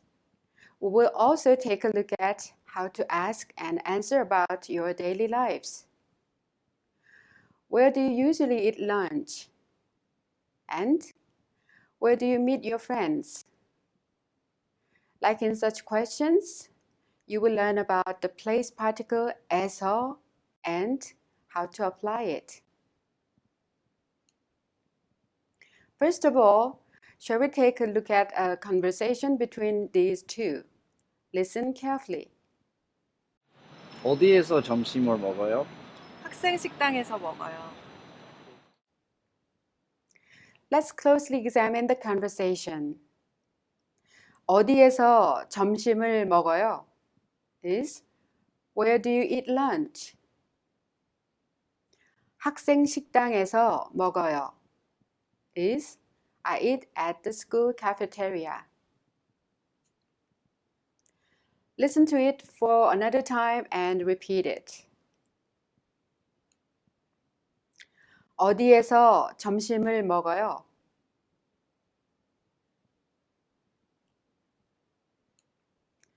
학생 식당에서 먹어요. Excellent. Let's look at the pronunciation. 점심을 is pronounced 점심을. The final consonant mium in 심 of 점심 is prolonged to 을 and is pronounced 점심을. The final consonant 기역 in 먹 of 먹어요 is also prolonged and is pronounced 먹어요. One more time. 점심을 먹어요. 학생 of 학생 식당 is pronounced 학생. The final consonant 기억 in 학 of 학생 meets the S sound short in 생 and turns into strong tension sound, thereby pronounced 학생. 식당 is also pronounced 식당 in the same way. 학생 식당. Great job. Similar to what we did last time, we will take a look at more vocabulary. 먹다, 웃다, 배우다, 만들다, 듣다, 읽다, 마시다, 가르치다, 입다, 찍다, 쉬다, 식당, 커피숍, 연세대학교, which is the university where I am teaching in Seoul, Korea. 집, 도서관, 공원,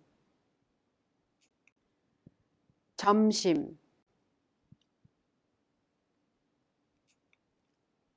피자, 빵, 부채, 커피, 텔레비전, 신문, 책, 사진. 먹어요 of 어디에서 점심을 먹어요 is used when you use the verb 먹다 in an informal way. 먹다 is the basic form of the verb, but you don't just the basic form in a sentence in the Korean language. In order to use it in a sentence, you have to use 아요 or 어요 and change it. For example, in 먹다, it has a vowel 어 in the verb stem 먹, so you use 어요 after the 어 sound, say 먹어요. Then how do 웃다 change? In 웃다, there is 우 sound in the verb stem 웃, and since you use 어요 after 우, it becomes 웃어요. Then how about 배우다? It also ends with a 우 sound in the verb stem 배우, so it would become 배우어요, but it is used 배워요 in short. Shall we try changing 만들다, which means to make? There is a 으 sound in 들 of the verb stem 만들, and you have to use 어요 after 으. Thus, it becomes 만들어요. How about 읽다? There is a E sound in the verb stem 읽 of 읽다. You also use 어요 after E, so 읽다 becomes 읽어요. Pay attention to the pronunciation, 읽어요. How about 있다? We learned it last time. Right, it becomes 있어요. How about 마시다, which doesn't have a final consonant change? Because there is an E sound in 시 of the verb stem 마시, you use 어요. You shorten 마시어요 to say 마셔요. What about 쉬다, which means to rest? In 쉬 of 쉬다, there is a vowel 위, so it becomes 쉬어요. Then shall we summarize what we have learned? When R and O are at the stem of the word, it is combined with ayo. Words that we studied today other than R and O are combined with oyo. In the next unit, we will study another form. Let's practice. Look at the following pictures and using the correct verb, change it into oyo. 먹다, 먹어요. 웃다, 웃어요. 입다, 입어요. 찍다, 찍어요. 쉬다, 쉬어요. Good. Well, let's take a look at 점심을 먹어요. In the question, 어디에서 점심을 먹어요? 먹다 is a transitive verb, so it needs an object. The verb eat is a transitive verb in English, so just like in I eat lunch, the verb 먹다 needs an object like lunch. When we represent objects in Korean, we use the particle 을 or 를. You use the particle 을 when there is a final consonant.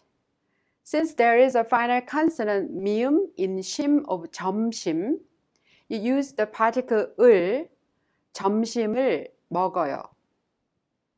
In 자 of pizza, there is no final consonant, so you use the particle 를 instead. 피자를 먹어요. Now, let's look at how you would respond to the question. 어디에서 점심을 먹어요?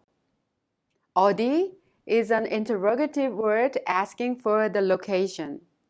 You use the postposition 에서, which also is an indication of a place, which means in or at a place.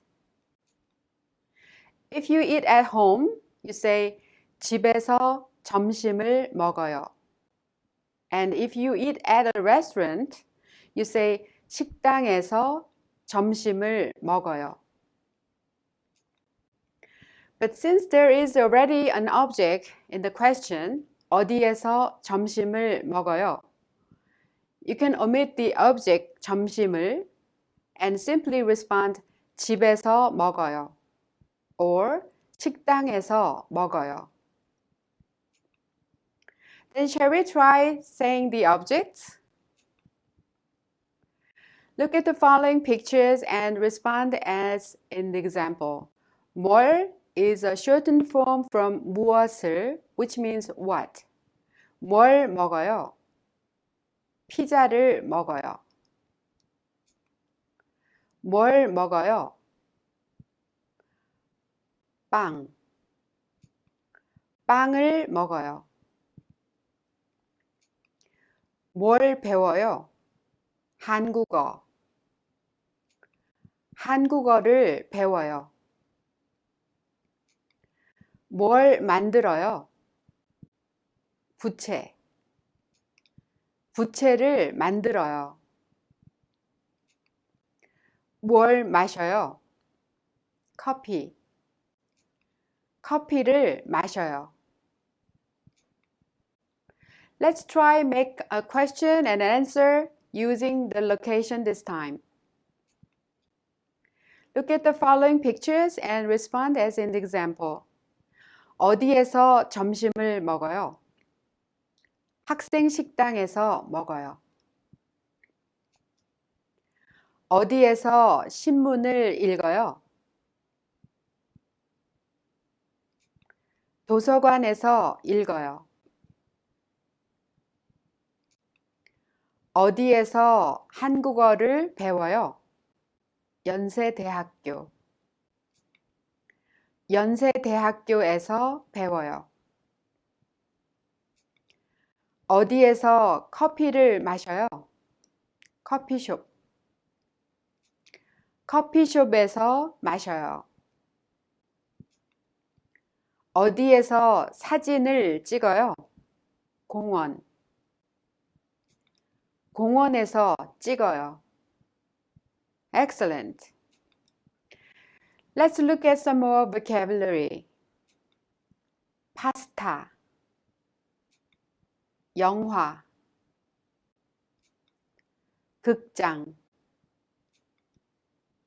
Now, do you think you can respond if you are asked where you do something in a place? Also, do you think you can ask a question where and what a person is doing something? Listen. 저는 연세대학교에서 가르쳐요. That's it for today. 고맙습니다.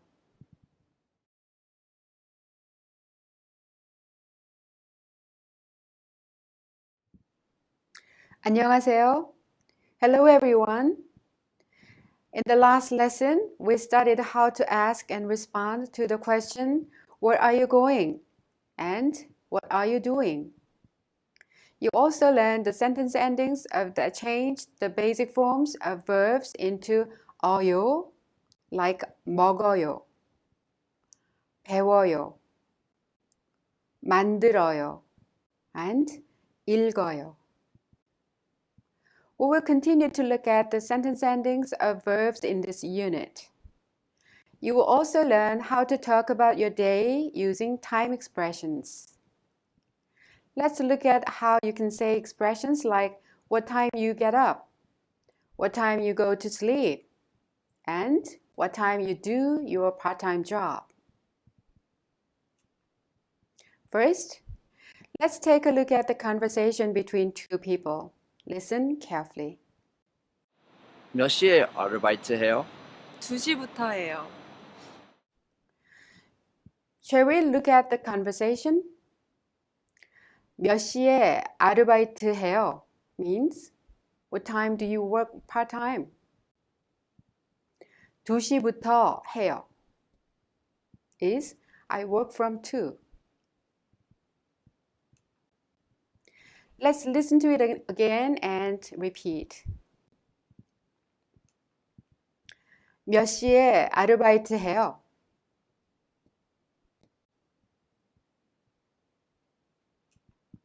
2시부터 해요. Good job. Take a close look at the pronunciation.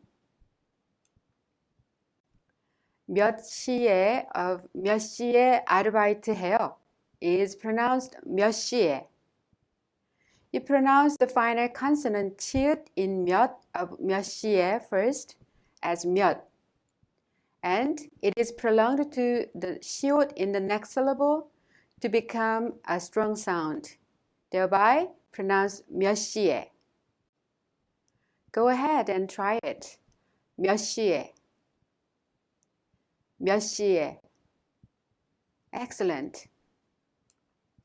Now, just like we did last time, we will look at different verbs that have 하다 at the end. Do you know German?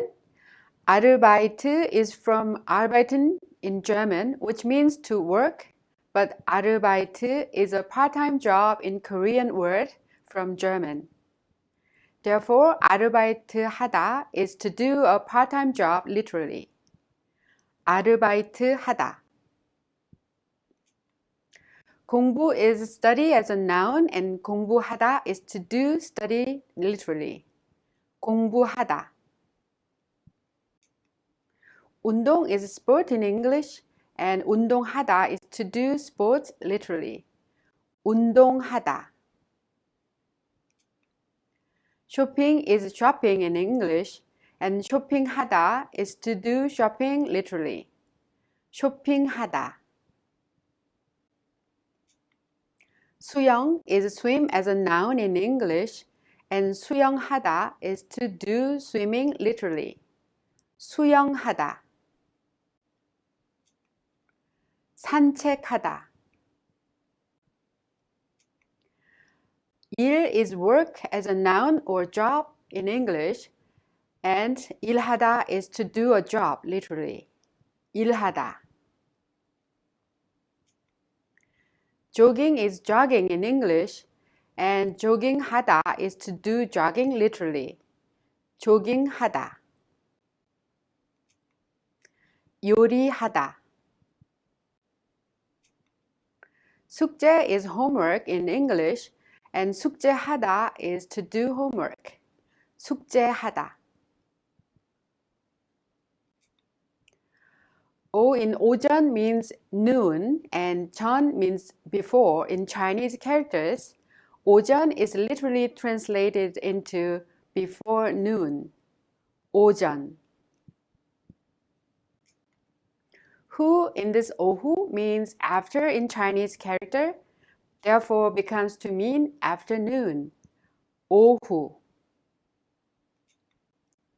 Next, we will look at some more words related to time. 아침,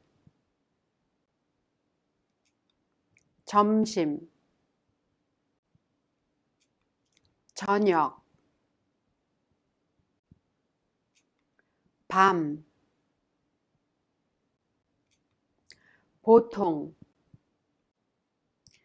아르바이트해요 of 몇 시에 아르바이트해요 is an informal use of the verb 아르바이트하다. The basic form is 아르바이트하다, and we've discussed last unit.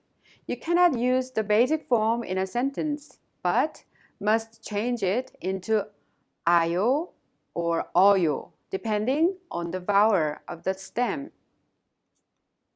So, 아르바이트하다 becomes 아르바이트해요. What about 공부하다, which means to study? Right, it becomes 공부해요. Many of you have probably heard the phrase 사랑해요 or 좋아해요. 사랑해요 and 좋아해요 are the way they are because there is 하다 at the end of each 사랑하다, which means to love, and 좋아하다, which means to like. Try practicing again. Look at the following pictures and using the correct verbs, changing them into 해요. 공부하다. 공부해요. 운동하다. 운동해요. 쇼핑하다. 쇼핑해요. 수영하다. 수영해요. 산책하다. 산책해요. Great! Then let us take a look at 몇 시에 of 몇 시에 아르바이트해요. 몇 시 is an interrogative word asking for the time. It is used similarly to the English words when or what time. The 에 in 몇 시에 is a postposition about time. There are lots of meanings in the Korean postposition 에. We learned last time that 학교에 of 학교에 가요 represents the destination you are heading to, and 몇 시에 represents the time. Then how would you respond to 몇 시에 아르바이트해요? If you work part-time during the lunchtime, you say 점심에 아르바이트해요. If at night, you say 저녁에 아르바이트해요. In short, you can respond 점심에 해요 or 저녁에 해요. You can be even more specific. If you recall, you studied how to count the number of objects using 한 개, 두 개, 3개, and 1명, 2명, 3명. For people, when you talk about time, you have to use the unit 시 representing the hour. Repeat. 1 o'clock, 1시, 2시, 3시, 4시, 5시, 6시, 7시, 8시, 9시, and 10시. Then how would you say 11 o'clock? That's right. 11 o'clock is 11시 and 12 o'clock 12시. So, if you ask 몇 시에 아르바이트 해요? You can respond 11시에 아르바이트 해요. Or 11시에 해요 in short. But what if you start your part-time job at 11? Then you use the postposition 부터, which is equivalent to the English word from. Then it becomes 11시부터 아르바이트 해요. If it's up to 1 o'clock, you use the postposition 까지, which means to or until. So it becomes 1시까지 해요. How would you then say from 11 o'clock to 1 o'clock? Correct. You can say 11시부터 1시까지 해요.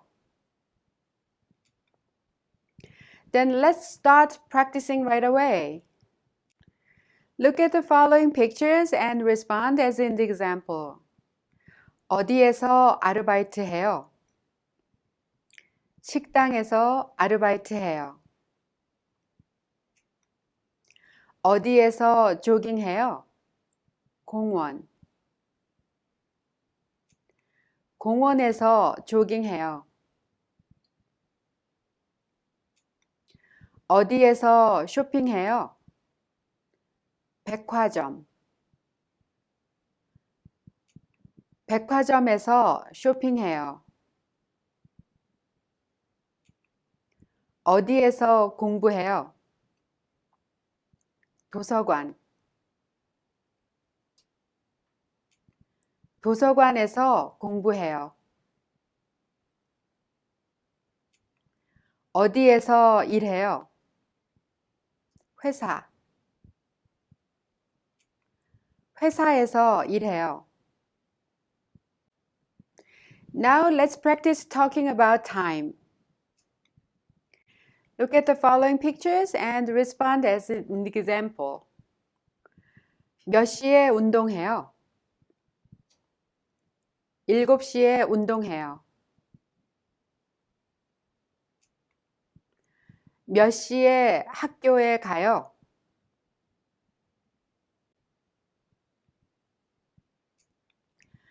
8시에 학교에 가요.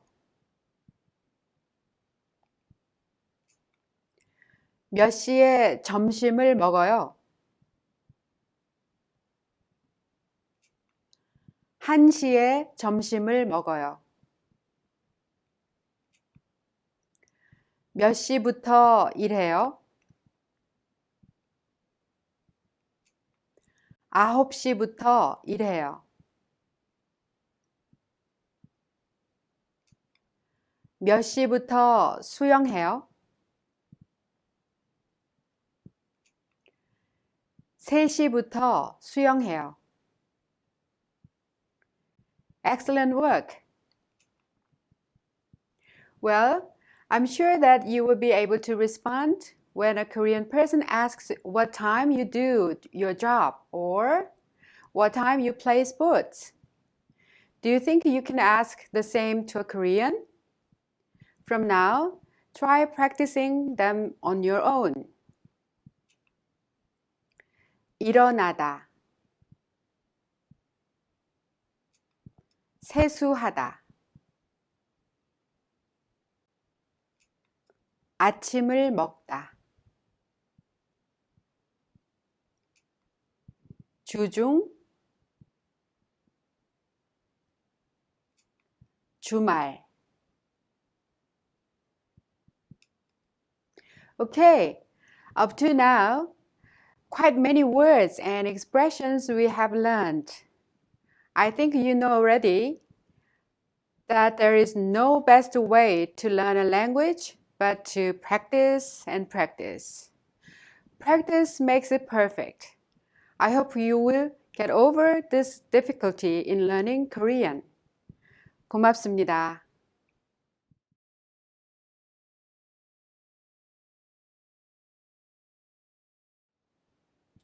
안녕하세요.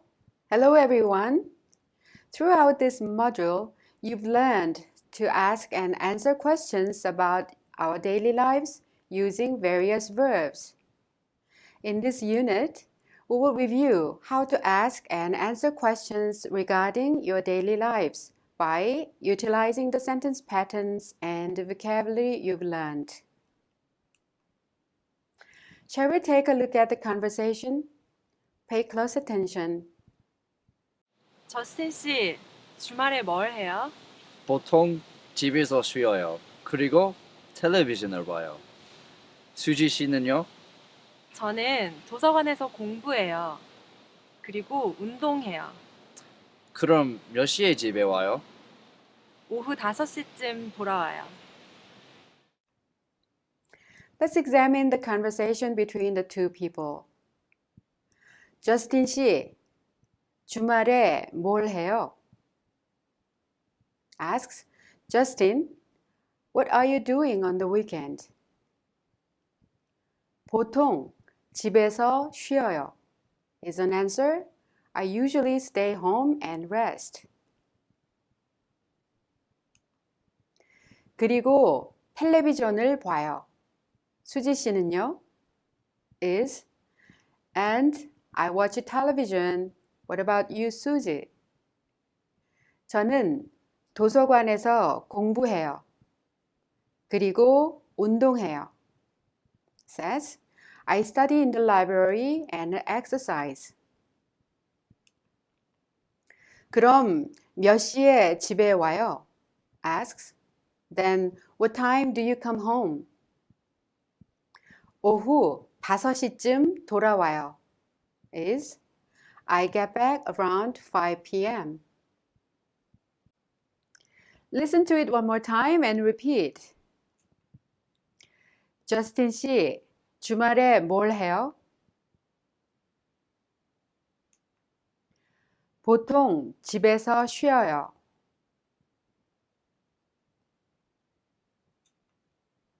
그리고 텔레비전을 봐요. 수지 씨는요? 저는 도서관에서 공부해요.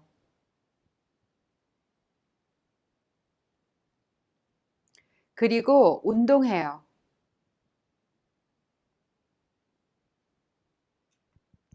그럼 몇 시에 집에 와요?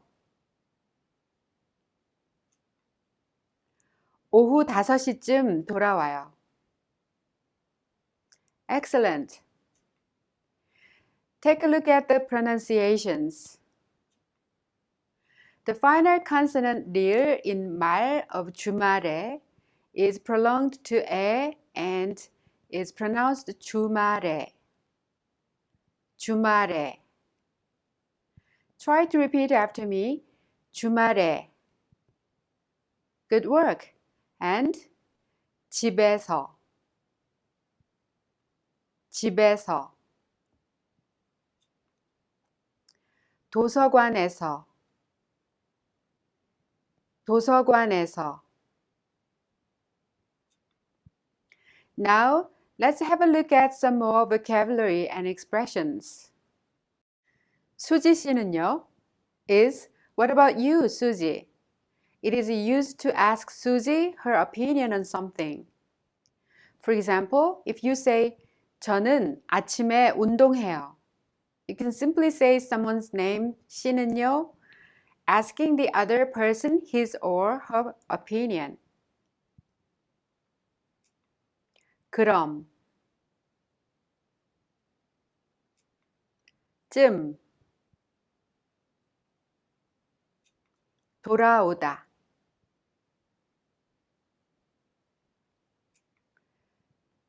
Shall we look at a couple more vocabulary?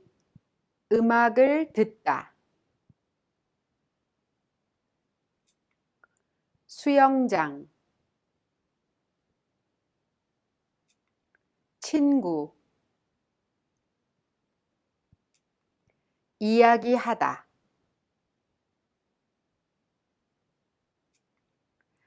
After school or after class, 수업 후. 수업 후. 영화를 보다.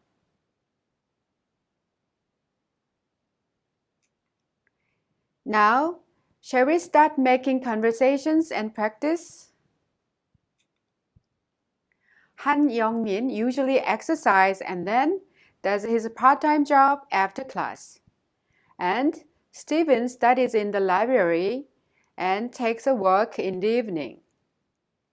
Okay, then make a dialogue between the two people.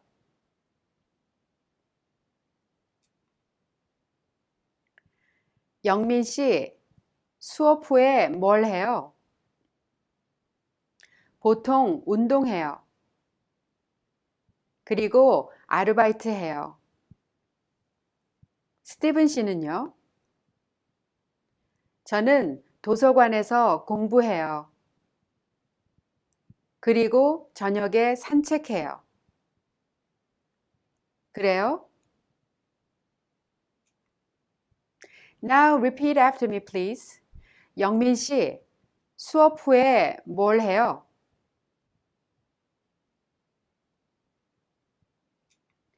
보통 운동해요. 그리고 아르바이트 해요. 스티븐 씨는요? 저는 도서관에서 공부해요.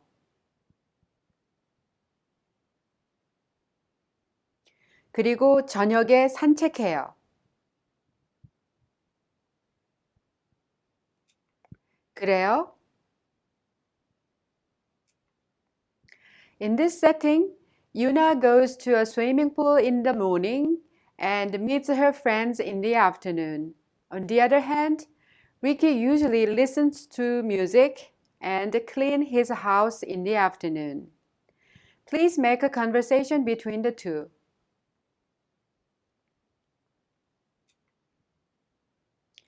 Before you make a conversation, you need to know about the verb 듣다. 듣다 of 음악을 듣다 is an digit irregular verb. You do not say 듣어요, but rather the final consonant digit changes into 딜 and you add 어요 to pronounce it 들어요. 들어요.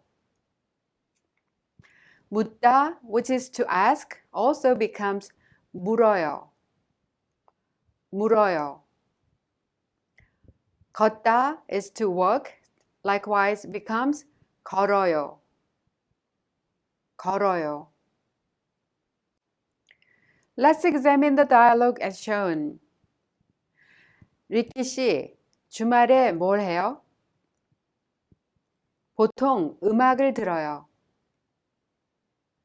그리고 오후에 청소해요. 유나 씨는요? 저는 오전에 수영장에 가요.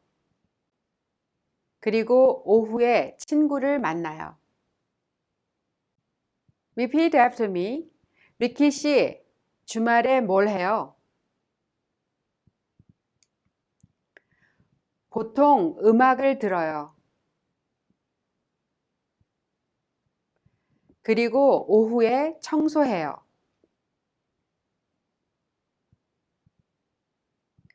유나 씨는요?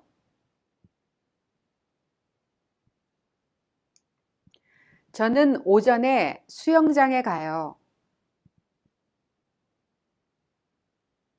그리고 오후에 친구를 만나요.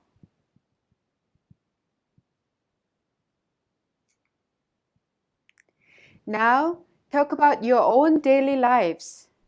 What time do you go to school or work? And where do you spend your time? After that, what time do you come home? Now, you are able to talk about your day by using various Korean verbs and postpositions.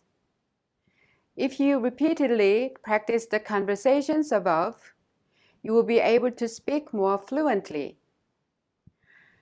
저는 주말에 집에서 쉬어요. This is all for this unit. 고맙습니다.